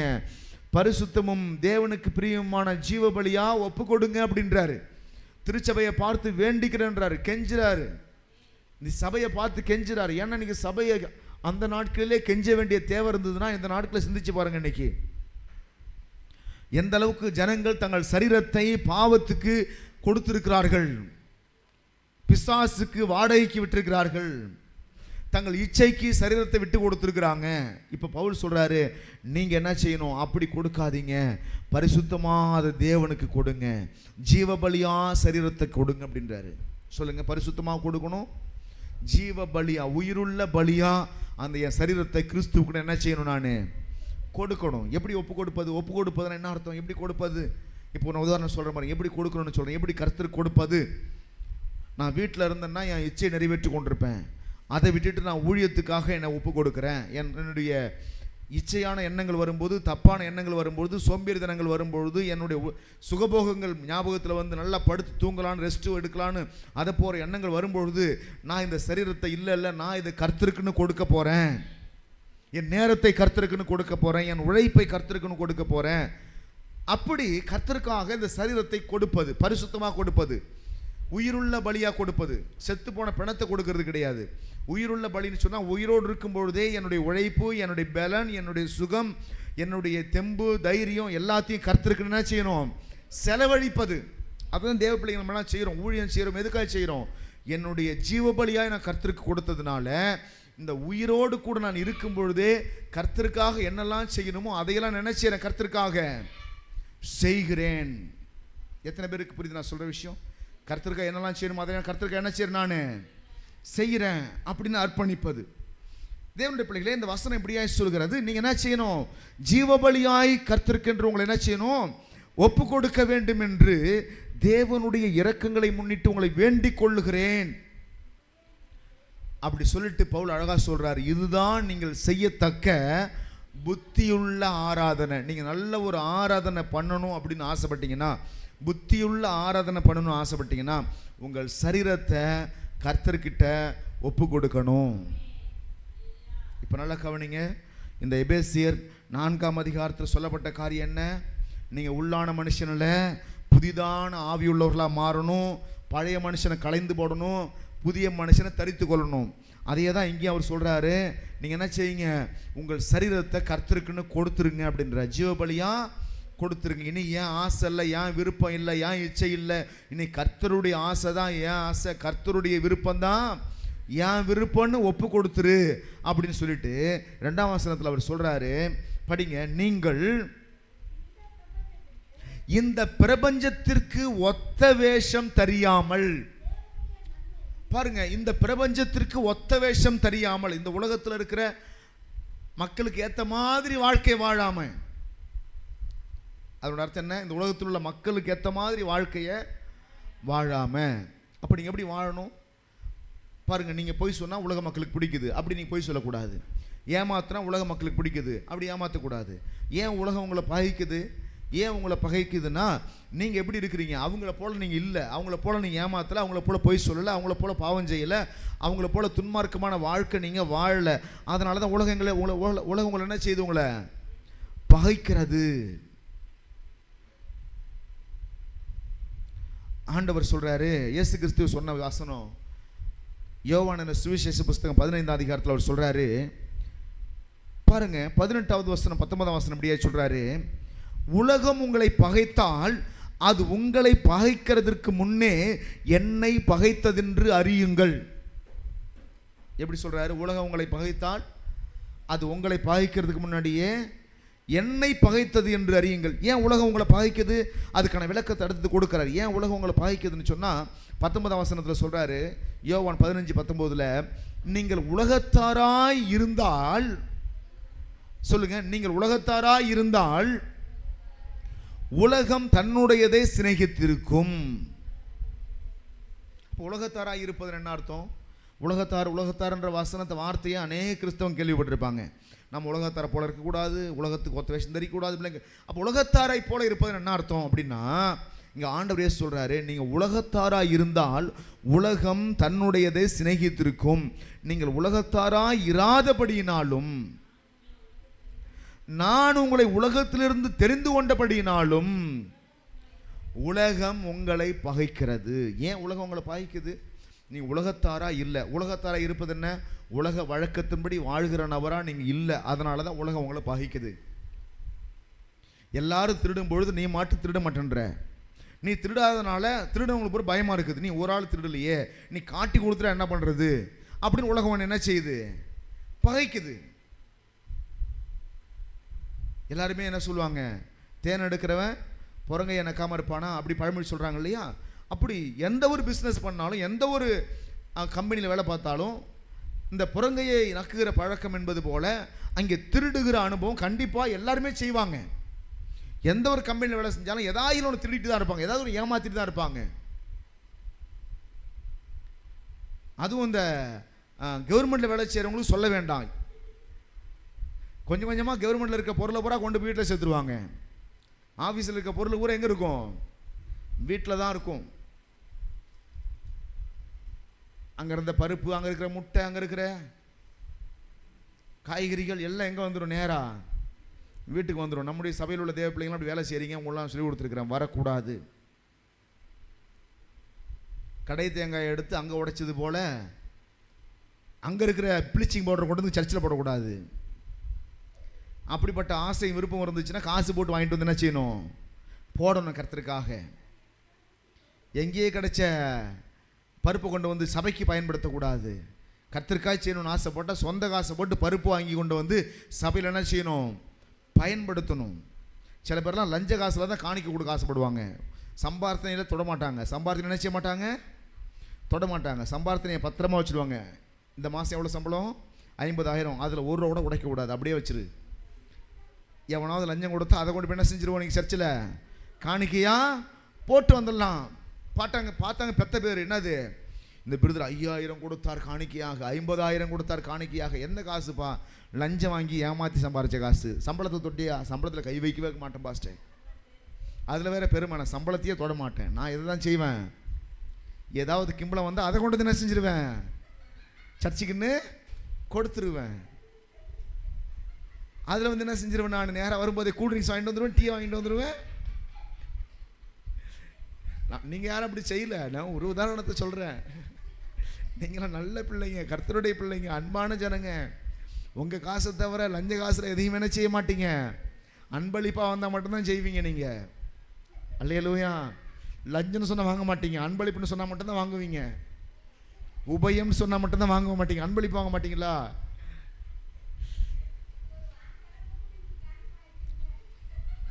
அடுத்த வாரத்துலேருந்து தண்ணி கூட கிடைக்காது.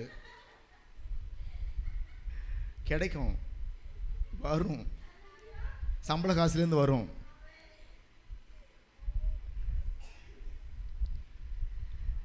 தேவனுடைய பிள்ளைகளே என்ன சொல்றாருன்னா, உலகத்தாராய் நீங்க இல்லை, அவங்கள போல நீங்க இல்லாதனால உலகம் உங்களை பகைக்குது. நீங்க எப்படி இருக்கிறீங்க? உண்மையா இருக்க முயற்சி பண்றீங்க. அதுதான் பயமா இருக்குது. எல்லாரும் நேரத்தை ஓட்டும் பொழுது, எல்லாரும் செய்ய வேண்டிய வேலையை ஒழுங்காய் செய்யாமல் ஓபி அடிக்கும் பொழுது, அப்படின்னு சொல்லுவாங்க நம்ம ஊர்ல. எப்படி சொல்லுவாங்க?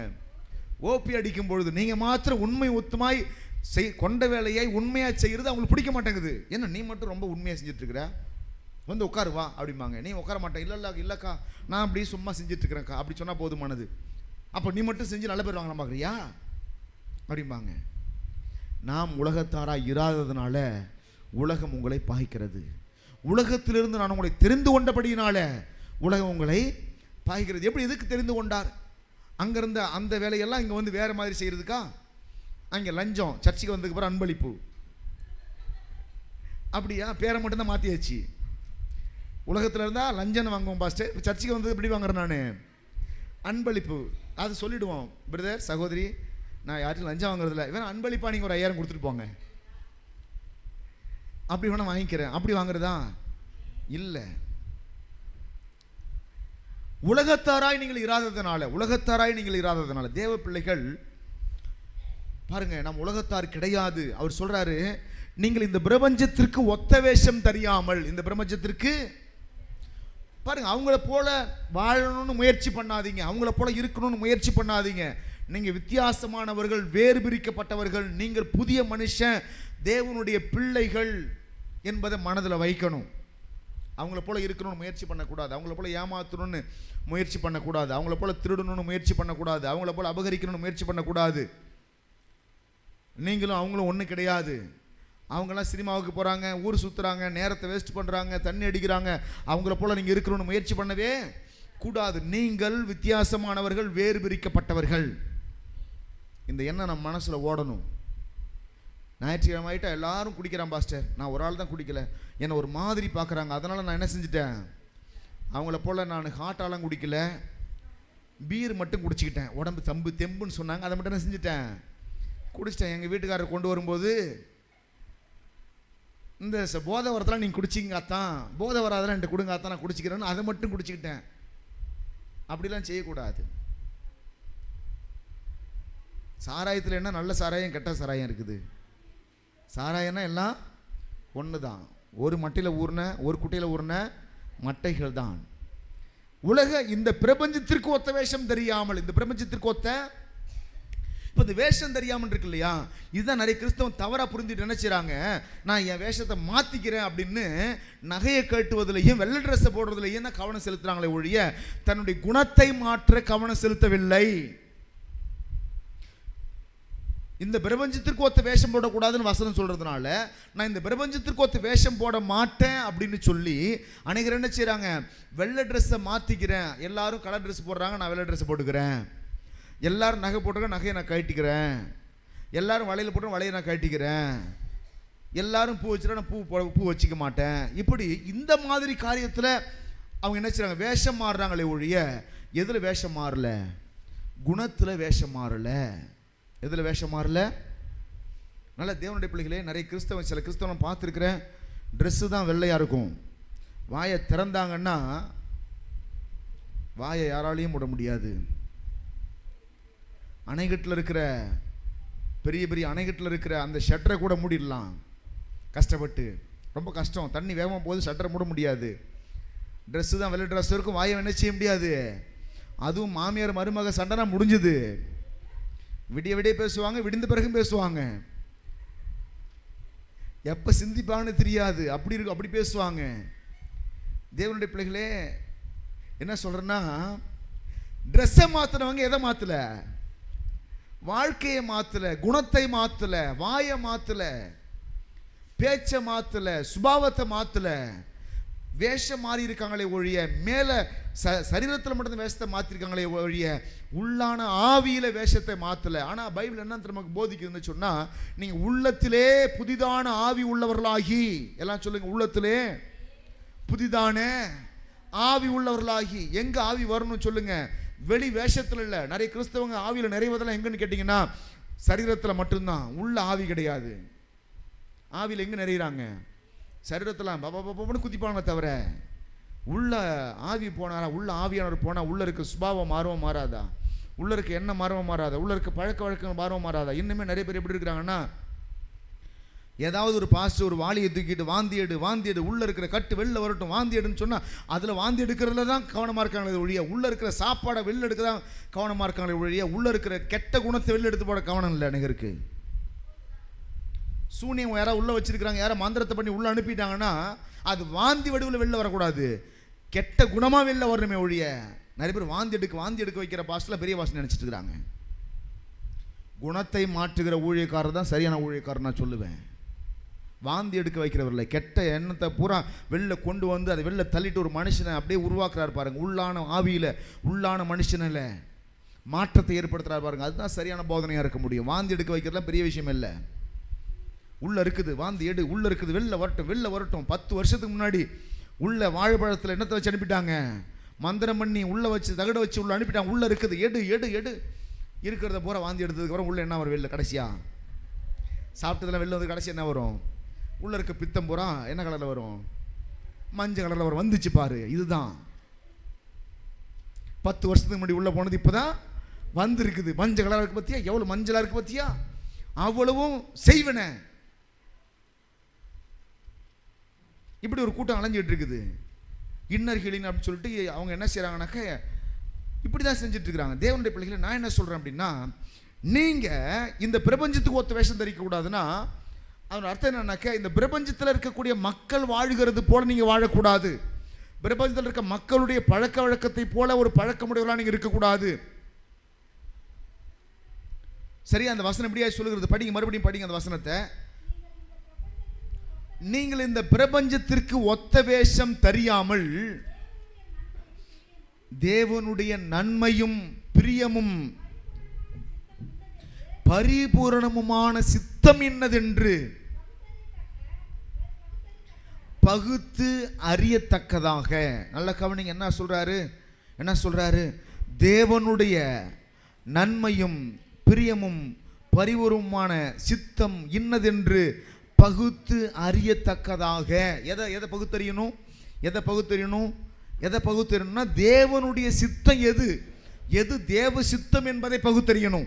எல்லாம் சொல்லுங்க, எது தேவ சித்தம் என்பதை பகுத்து அறியணும். சில சமயத்தில் நமக்கு எல்லாமே தேவ சித்தம் போலயே தெரியும்.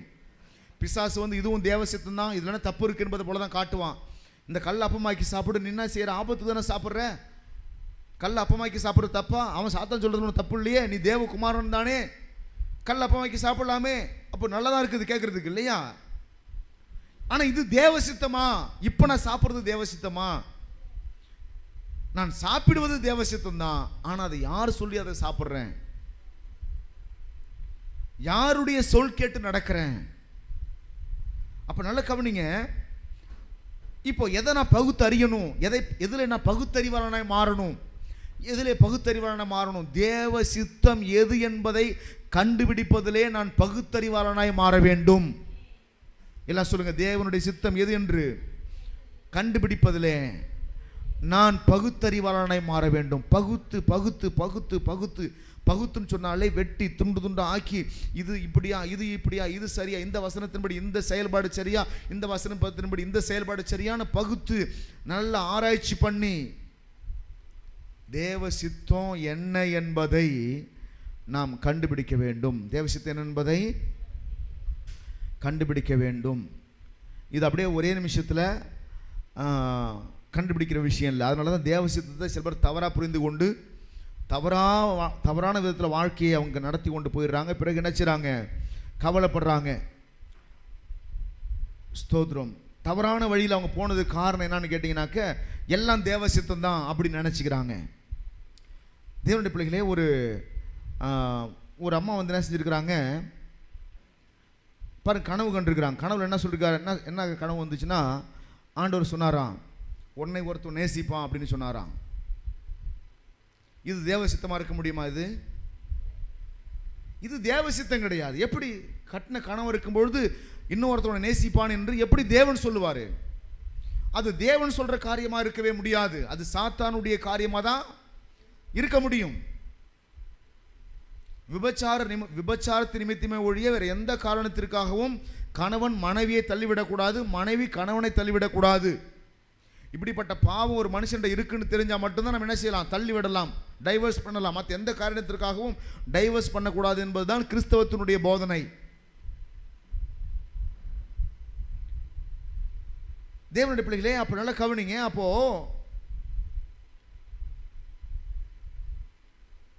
கனவுல வருவதெல்லாம் தேவசித்தமா இருந்து விட முடியாது, கனவு காண்பதெல்லாம் தேவசித்தமா இருந்து விட முடியாது, என்னுடைய ஆசையெல்லாம் தேவசித்தமா இருந்து விட முடியாது, என்னுடைய தனிப்பட்ட விருப்பம் எல்லாம் திட்டம் எல்லாம் தேவசித்தமா இருந்து விட முடியாது. தேவ சித்தம் என்பது ஒருவேளை என் ஆசைக்கு புறம்பானதாய் கூட இருக்கலாம், எதிரானதாய் கூட இருக்கலாம். எத்தனை பேருக்கு விளங்குகிறது? என் ஆசைக்கு எதிரானதாய் கூட தேவசித்தம் இருக்கலாம், என்னுடைய திட்டங்களுக்கு எதிரானதாய் கூட தேவசித்தம் இருக்கலாம். இப்போதான் என்ன செய்யணும்? நான் மனசுல தோன்றின விஷயம்லாம் தேவசித்தம்னு முடிவு பண்ணாம எது தேவசித்தம்னு பகுத்தறியணும். அதை எப்படி பகுத்தறியணும்னு கேட்டால் அவர் அழகாவே சொல்றாரு. முதல்ல எது தேவனுடைய நன்மை என்று பகுத்தறியணும். இரண்டாவது எது தேவனுடைய பிரியம் என்று பகுத்தறியணும். மூன்றாவது எது பரிபூர்ணமான சித்தம் என்று பகுத்தறியணும். சித்தம் கூட பாருங்க, சித்தம் பரிபூர்ணமான சித்தம். சித்தம்னு என்ன அர்த்தம்? இது விருப்பங்க. இப்போ என் பொண்ணு கேட்குது, டாடி நான் வந்துட்டு ஏதோ ஊருக்கு போகிறேன், பாட்டி வீட்டுக்கு போட்டோமான்னு கேட்குது. போ அப்படின்னு சொல்கிறேன். அது எனக்கு விருப்பம் தான். ஆனால் அதை விட பரிபூர்ணமான விருப்பம் எதுன்னு கேட்டால் அது எங்கள் வீட்டில் இருப்பது தான் எனக்கு விருப்பம். இப்போ நான் என்ன செய்கிறேன்? சில சமயத்தில் என் பொண்ணு கட்டாயப்படுத்தி கேட்கும்போது சரிம்மா அப்படின்னு சொல்கிறதுனால அது என் விருப்பம்னு எடுத்துக்கொள்ளக்கூடாது. அப்படி தான் பிழையாம் தீர்க்கதரிசி வந்து என்ன செஞ்சான்? இஸ்ரவேல் ஜனங்களை சபிக்கணும்னு சொல்லி கேட்டபொழுது ஆண்டவர் போகாதுன்னு சொன்னார். அதுதான் பரிபூர்ண சித்தம். அவன் மறுபடியும் போய் ஆண்டவர்கிட்ட நினைச்சான், மறுநாளும் போயிட்டு நினைச்சான், ஆண்டவர் என்ன போகட்டுமான்னு கேட்கும்போது கர்த்தர் போ அப்படின்னாரு. இது தேவ சித்தமான, இது தேவ சித்தம் கிடையாது. பரிபூர்ண சித்தம் எது? போகக்கூடாது என்பதுதான். இரண்டாவது அவன் கேட்டபொழுது போ அப்படின்னு கர்த்தர் சொன்னாரு. இவன் போறான் பாருங்க, கர்த்தர் தான் சொன்னாருன்னு போயிட்டு இருக்கிறான். போகிற வழியில உருவின பட்டயத்தையுடைய தேவதூதனானவர் இங்கே வழியில் நிற்கிறாரு. இப்போ என்ன ஆண்டவர் ஏன் அப்படி நிற்கிறீங்க? இப்போ சொல்றாரு, நீ போகிறது எனக்கு பரிபூர்ண சித்தம் கிடையாது. சரி, அப்படியே போனாலும் கூட நான் சொல்கிறத மட்டும்தான் அங்கே சொல்லணும், ஏன் சித்தம் மட்டும்தான் அங்கே பேசப்படணும். நான் என்ன சொல்கிறேன்? இஸ்ரவேலை ஆசீர்வதிப்பது தான் என் விருப்பம். உன் விருப்பம் என்னவா தான் இருக்கணும்? இஸ்ரவேலை ஆசீர்வதிப்பது தான் உன் விருப்பமாக இருக்கணும். அங்கே போயிட்டு சபிச்சிடக்கூடாது நின்று சொல்லி தான் கர்த்தர் அனுப்புகிறார். அங்கே போய் பார்க்குறான். போய் பார்த்த உடனே அவன் சொல்கிறான், தேவன் வெறுக்காதவனை நான் வெறுப்பது எப்படி? தேவன் சபிக்காதவனை நான் சபிப்பது எப்படி? சில சமயத்தில் எல்லாமே நீதி நியாயம் போல் இருக்கும். இன்றைக்கி நிறைய பேர் வந்து ஊழியக்காரங்களை ஜட்ஜ் பண்ணுவதில் ஜட்ஜஸாக வர ஆசைப்படுறாங்க. நிறைய விசுவாசிகள் ஊழியக்காரங்களுக்கு ஜட்ஜஸாக வராங்க. இந்த ஊழியக்காரர் எப்படி, அந்த ஊழியக்காரர் எப்படி, இந்த ஊழியக்காரர் செய்கிறது சரியா, அந்த ஊழியக்காரர் செய்கிறது சரியா, இப்படி ஜட்ஜஸாக இருக்க விரும்புகிறாங்க, நீதிபதிகளாக இருக்க விரும்புகிறாங்க ஊழியக்காரர்களுக்கு. ஆனால் அவங்க என்ன செய்யலை, தான் முதுகையோ தன் கண்ணையோ ஒரு நாளும் திரும்பி பார்ப்பது கிடையாது, தன் வீட்டையோ திரும்பி பார்ப்பது கிடையாது, தன்னை திருத்திக் கொள்வது கிடையாது. இன்னும் சொல்ல போனால் வேதவசனம் சொல்லுவது போல் மற்றவங்க கண்ணில் இருக்க துரும்பு எடுக்கிறதுலே கவனம் செலுத்துகிறாங்களே ஒழிய தன்னுடைய கண்ணில் இருக்க உத்திரத்தை எடுக்க கவனம் செலுத்துவதே கிடையாது. ஏன் என்று சொன்னால் இங்கே தான் அவங்க என்ன செய்கிறாங்க, கர்த்தருக்கு பிரியமில்லாத காரியத்தை செய்து கொண்டிருக்கிறாங்க. அவங்க என்ன நினைக்கிறாங்க, நான் என்ன செய்கிறேன், ஒவ்வொரு ஊழியக்காரனுடைய தோளையும் உரித்து உலகத்துக்கு காண்பிக்கிறேன், நான் செய்வதில் தவறு என்ன இருக்குது. உலக மக்கள்லாம் பார்த்து ஆமா இவர் செய்கிற தப்பு ஒன்றும் இல்லையே, இவர் நல்லா தானே செய்கிறார், ஊழியக்காரன் இப்படி தப்பாக நடக்கலாமா, இப்படி பேசலாமா, ஊழியக்காரனுடைய செய்கையெல்லாம் வெளிச்சம் போட்டு காட்டுவது தப்பு கிடையாது அப்படின்னு அநேகர் கை தட்டுவாங்க. ஆனால் தேவ சித்தத்தின்படி உத்து பார்த்தால், பகுத்தறிந்து பார்த்தால், இப்போ அவங்க செய்கிறது சரியானு கேட்டால் சரி கிடையாது. ஏன் சரி கிடையாது? ஏன் சரியே கிடையாதுன்னா, மற்றவர்களை குற்றவாளியாய் திருப்பதற்கு எனக்கு எந்த உரிமையும் கிடையாது. தேவன் தெரிந்து கொண்ட மேல் குற்றஞ்சாட்டுகிறவன் யார் என்று வசனம் சொல்கிறது. தேவனே ஒரு மனுஷனை பாவியாக இருந்தாலும் கூட உயிரோடு வச்சிருக்கிறாரு. இப்போ நல்லா கவனிங்க, ஒரு மனுஷன் ஒரு ஊழியக்காரர் பாவம் செஞ்சிட்டாரு, அவர் செத்துடணும், பாவம் செஞ்சு அழிஞ்சணும் நீ நினைக்கிறல்ல, ஆனால் கர்த்தர் அப்படி நினைச்சு அவன் அழிக்கலையே. உனக்குள்ள ஆதங்கம் வருதுல, ஒரு ஊழியக்காரன் எப்படி பாவம் பண்ணலாம், ஒரு ஊழியக்காரன் எப்படி அதை செய்யலாம், அந்த ஊழியக்காரன் நான் அழிச்சு தான் உட்காருவான், அந்த ஊழியக்காரனுடைய பெருமையெல்லாம் ஒன்றுமில்லாமல் ஆக்கிடுவேன் அப்படி நினைக்கிற கங்கணம் கட்டி கொண்டு திரியிறாங்கல்ல. ஆனால் கர்த்தர் அந்த ஊழியக்காரன் அழிக்கல. ஏன் அழிக்கல? கர்த்தர் அந்த மனுஷன் மேலே இரக்கமாக இருக்கிறார்னா, நீ ஜட்ஜஸாக மாறுவது எப்படி நியாயம்? நீதிபதி அமைதியாக இருக்கும் பொழுது நீ எப்படி அவன் அழியணும்னு முயற்சி பண்ணலாம்? தீர்ப்பை நீங்கள் எப்படி வழங்கலாம்? நீதிபதியை தீர்ப்பு வழங்கலையே. அப்படி கர்த்தருக்கு அந்த மனுஷன் பிடிக்கலன்னா அந்த மனுஷனை கர்த்தரை அழிச்சிட்டு போகட்டும். இந்த வசனத்தை வைத்து விலைக்கு பார்த்தா தான் நமக்கு தெரியும், ஓ நம்ம செய்கிறது சரியா. கர்த்தருடைய வேலையை நான் எடுத்துக்கொள்ளக்கூடாது, என் வேலையை கர்த்தர்கிட்ட கொடுக்கவும் கூடாது. கர்த்தருடைய வேலை அது. யாரையும் குற்றவாளியாய் திருப்பதும் ஜட்ஜஸ் தீர்ப்பு வழங்குவது யாருடைய வேலை? அது கர்த்தருக்கு உரியது. ஒரு மனுஷனை விடுவிப்பதும் ஒரு மனுஷனை தண்டிப்பதும் யாருடைய வேலை? நமக்கு என்ன வேலை இருக்கு? அந்த மனுஷனுக்காக ஜெபிக்கலாம். ஒரு ஊழியக்காரர் ஒரு மனுஷனும் பாவம் செய்யறாரு, என்ன செய்யலாம்? ஆண்டவரே அந்த மனுஷனை திருத்துங்க, அந்த மனுஷனை சரிப்படுத்துங்க, அந்த மனுஷன் நல்ல புத்தியை கொடுங்க, ஜெபிக்கலாம். அல்லது ஆண்டவர்கிட்ட முறையிடலாம், அந்த மனுஷனுக்கு தக்க தண்டனையை கொடுங்க ஆண்டவரே, இப்படி வச்சிருக்காதீங்க, இவனால் இந்த கிறிஸ்தவன் கெட்ட பேர் கெடுகிறதுன்னு சொல்லி நீங்கள் ஆண்டவர்கிட்ட ஜெபிக்கலாம். ஆனால் என்ன செய்யக்கூடாது? தீர்ப்பை நீங்களே வழங்குற இடத்துக்கு போய்விடவே கூடாது. ஆனால் அது எப்படி தெரியும்னா, இப்போ நிறைய பேர் அப்படி தான் சில ஊழியக்காரர்கள் நிறைய குற்றம் பேசினாங்க. இப்போ ஜான் ஜெபராஜை பற்றி என்ன செஞ்சாங்க? நிறையா பேசிகிட்டு இருந்தாங்க. அவர் அப்படி பண்ணிட்டார், இப்படி பண்ணிட்டார், அப்படி செஞ்சார், இப்படி செஞ்சார்னு. ரோட்டில் போகிறவன் காட்டில் நிற்கிறவன் கண்டவன்லாம் என்ன செஞ்சாங்க? ஜான் ஜெபராஜ் பேசுகிறாங்க. உண்மைத்தன்மையை அறியாமலே கூட நிறைய பேர் என்ன செஞ்சாங்க? அவர் மேலே உள்ள காழ்ப்புணர்ச்சியில் பேசுகிறாங்க. ஏன் பேசுகிறாங்க? ஏற்கனவே இருக்கிற கோபம், அவர் மேலே கோபம் இருக்குது, அந்த கோபத்தை பூரா என்ன செய்கிறாங்க? இதுதான் வாய்ப்பு கிடைச்சதுன்னு அவர் அழிச்சிடலாம் இதை சொல்லின்னு முயற்சி பண்ணினாங்க. தேவனுடைய பிள்ளைகளை உண்மை என்னன்னு தெரியாம நம்ம எப்படி பேசுறது? உண்மையே தெரிந்தாலும் அதை நான் எப்படி பேசுறது? கர்த்தர் தான் அவருக்கு தீர்ப்பு வழங்கணும். அப்போ இது தேவ சித்தம் போல தெரியும். நம்ம செய்கிற எல்லா காரியமும் தேவ சித்தம் தான் என்பது போல தெரியும். அதனால தான் அநேகர் என்ன செய்கிறாங்க? இதை போல அந்த தேவ சித்தத்தை பகுத்தறிய தெரியாம தான் என்ன செய்கிறாங்க? அவங்க போகிற பாதை சரி, நான் பிடிச்ச முயல் சரி, நான் சொல்கிற கருத்து சரி அப்படின்னு போயிட்டு என்ன செஞ்சுறாங்க? போய் கொண்டே இருக்கிறாங்க, துன்மார்க்கமாக வாழ்ந்து கொண்டே இருக்கிறாங்க. பார்த்தா பேர் தான் கிறிஸ்தவங்க பேர் வச்சுருப்பாங்க. வீட்டில் கிருபன் இருக்கும், காரில் கிருபன் இருக்கும், பைக்கில் கிருபன் இருக்கும். ஆனால் செய்கைலாம் பார்த்தீங்கன்னாக்க எப்படி இருக்கும்? மோசமான செயலாக இருக்கும். காரணம் என்னன்னு கேட்டிங்கனாக்க, அவங்க பகுத்து இது தேவ சித்தம் தானான்னு யோசிக்கவே கிடையாது, எது தேவ சித்தனும் யோசிக்கவே கிடையாது. தேவனுடைய பிள்ளைகளை இந்த வசனம் இப்படி அழகாக சொல்லுகிறது பாருங்க. கிறிஸ்தவனாய் இருப்பது மட்டும் பெரிய விஷயம் இல்லை, கிறிஸ்தவனாய் வாழ்வது தான் பெரிய விஷயம். கிறிஸ்தவன் பெயர் வைத்திருப்பது பெரிய விஷயம் இல்லை. வீட்டில் பேரை மாற்றுறதும், காரில் பேரை மாற்றுறதும், அந்த ஒரிஜினல் நேமையை மாற்றுறதும் பெரிய விஷயம் இல்லை. இப்போ என் பேர்லாம் பாருங்கள், என் ஒரிஜினல் நேம் என்னன்னு கேட்டால் மணிகண்டா. அந்த நேமில் தான் இன்ன வரைக்கும் எல்லா சர்டிஃபிகேட்டும் இருக்குது எனக்கு. ஆனால் நான் கெசட்டில் நான் கிறிஸ்தவனாக மாறி இருக்கிறேன். தேவனுடைய பிள்ளையை நான் என்ன செஞ்சுருக்கிறேன்? மாறி இருக்கிறேன். நான் இந்துன்ற அந்த பேர்லேயே நான் இல்லை, நான் கிறிஸ்தவனாக மாறி இருக்கிறேன். ஆனால் என்னுடைய பேர் என்னதான்? மணிகண்டன்ற பேர் தான் இருக்குது. நீங்கள் கூப்பிடும்பொழுது தான் மில்டன் எல்லாருக்கும் சும்மா ஒரு பேர் வச்சிருக்கேன் தவிர மற்றபடி என் ஒரிஜினமாக இருக்குது. நான் என் பேரை மாற்றலை, ஆனால் என் பழக்க வழக்கங்களை மாற்றிக்கொண்டேன். எத்தனை பேருக்கு விளங்குது? என் சுபாவத்தை மாற்றிக்கொண்டேன். நிறைய பேர் கிறிஸ்தவங்களை வரும்பொழுது சுபாவத்தை மாற்றிக்காம பேரை மட்டும் மாற்றுறத கவனம் செலுத்துறாங்க. பேரை மாற்றணும், என் பேர் டேவிட்னு வைங்க, என் பேர் எட்வின் வைங்க, என் பேர் என்ன இருக்குது ரூசோன்னு வைங்க, அப்படி வைங்க, இப்படி ஏகப்பட்ட பேரை வச்சுக்கிறாங்களே தவிர தன் சுபாவத்தை மாற்றவே கிடையாது.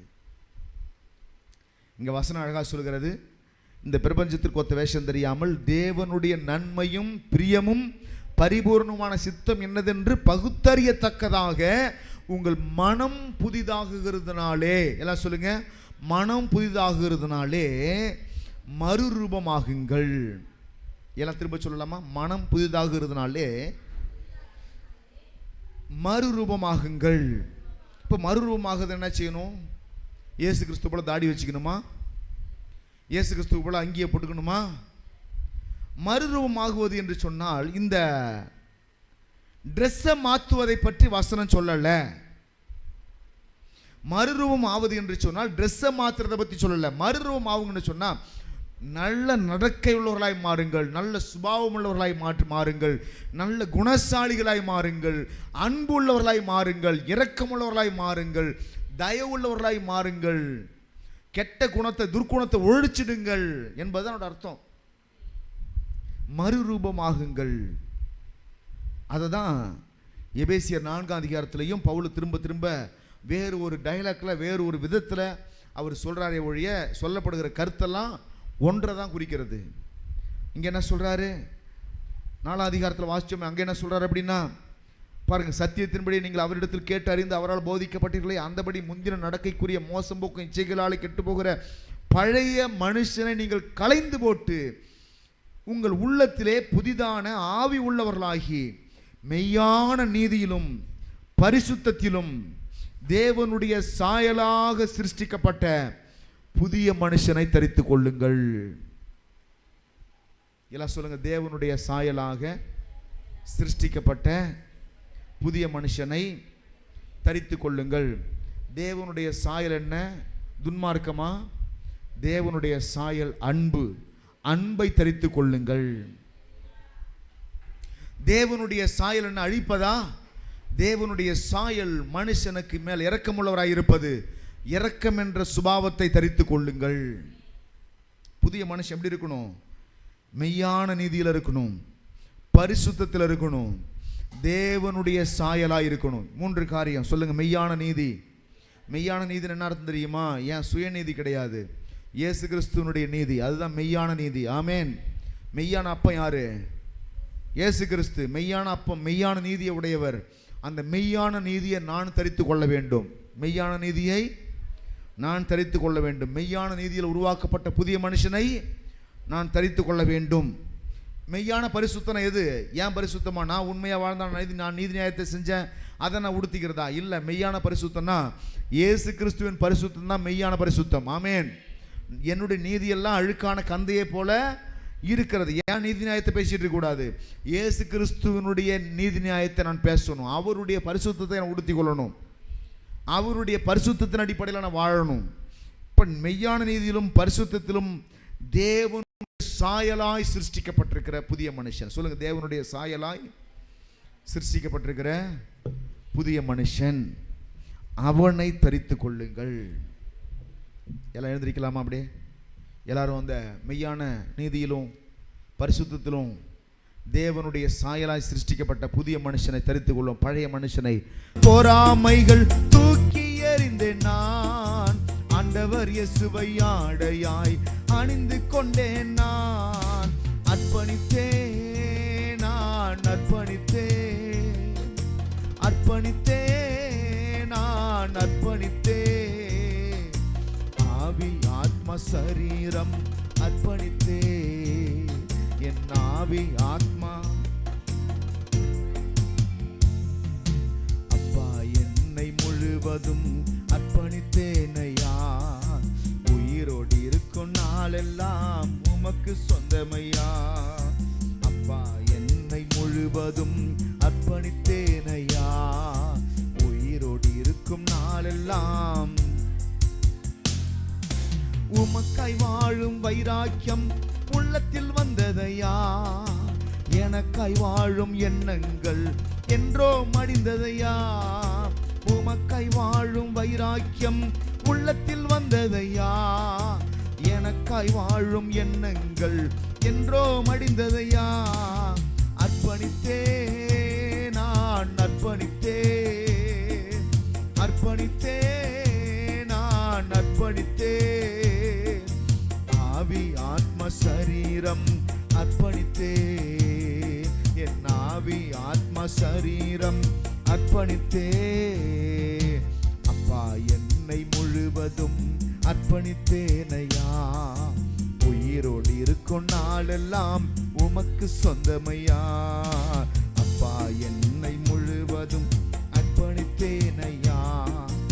உயிரோடு இருக்கும் நாளெல்லாம் உமக்கு சொந்தமையா. அப்பா, என்னை முழுவதும் உயிரோடு இருக்கும் உமக்கு சொந்தமையா. உலக பெருமை சிற்றின்பம் உதறிவிட்டேனையா. கசப்பு வெறுப்பு காயங்கள் கடந்து போனதையா. உலக பெருமை சிற்றின்பம் உதறிவிட்டேனையா. கசப்பு வெறுப்பு காயங்கள் கடந்து போனதையா. அர்ப்பணித்தேன், நான் அர்ப்பணித்தேன், அர்ப்பணித்தேன், நான் அர்ப்பணித்தேன். ஆவி ஆத்ம சரீரம் அர்ப்பணித்தேன், என் ஆவி ஆத்ம சரீரம் அர்ப்பணித்தேன். அப்பா, என்னை முழுவதும் அர்ப்பணித்தேனையா. உயிரோடு இருக்கும் நாளெல்லாம் உமக்கு சொந்தமையா. அப்பா, என்னை முழுவதும் அர்ப்பணித்தேனையா. உமக்கு சொந்தமையா. அர்ப்பணித்தேன், நான் அர்ப்பணித்தேன், அர்ப்பணித்தேன், நான் அர்ப்பணித்தேன். என் ஆவி ஆத்ம சரீரம் அர்ப்பணித்தேன், என் ஆவி ஆத்ம சரீரம் அர்ப்பணித்தேன். எல்லாம் சொல்லுங்க. வாக்குவாதம், பொறாமை, கசப்பு வெறுப்பு காயம், உலக பெருமை சிற்றின்பம் எல்லாத்தையும் விட்டுட்டேன், எல்லாத்தையும் விட்டுட்டேன். எல்லாம் ஒப்பு கொடுத்து ஜெபம் பண்ணலாம். நல்ல பிதாவே, ஆண்டவராகிய இயேசுவின் நாமத்தினாலே இன்றைக்கு இந்த மாலை ஆராதனையில் கலந்து கொண்டிருக்கிற பிள்ளைகளுக்காக நான் ஜெபிக்கிறேன். உம்முடைய சாயலை அணிந்து கொள்ள, மறுரூபமாக, எண்ணத்திலே மறுரூபமாக, சிந்தனையிலே மறுரூபமாக, புதிதான ஆவியுள்ளவர்களாய் மாற உம்முடைய பிள்ளைகள் அனைவருக்கும் கிருபை தருவீராக. உம்முடைய பிள்ளைகள் அனைவரையும் ஆசீர்வதிப்பீராக. ஒவ்வொருவரையும் பலப்படுத்துவீராக. பாதுகாத்துக் கொள்ளுங்க, வழி நடத்துங்க. ஆண்டவர் ரட்சகருமாய் இருக்கிற இயேசு கிறிஸ்துவின் நாமத்தினால் ஜெபிக்கிறோம் எங்கள் ஜீவனுள்ள நல்ல பிதாவே, ஆமென், ஆமென். எல்லாரும் சேர்ந்து சொல்லலாமா? என் ஆத்துமாவே கர்த்தரை ஸ்தோத்ரி, என் முழுமே பரிசுத்த நாமத்தை ஸ்தோத்ரி. என் ஆத்துமாவே கர்த்தரை ஸ்தோத்ரி, கர்த்தர் செய்த சகல உபகாரங்களையும் மறவாதே. ஆமென். அல்லேலூயா.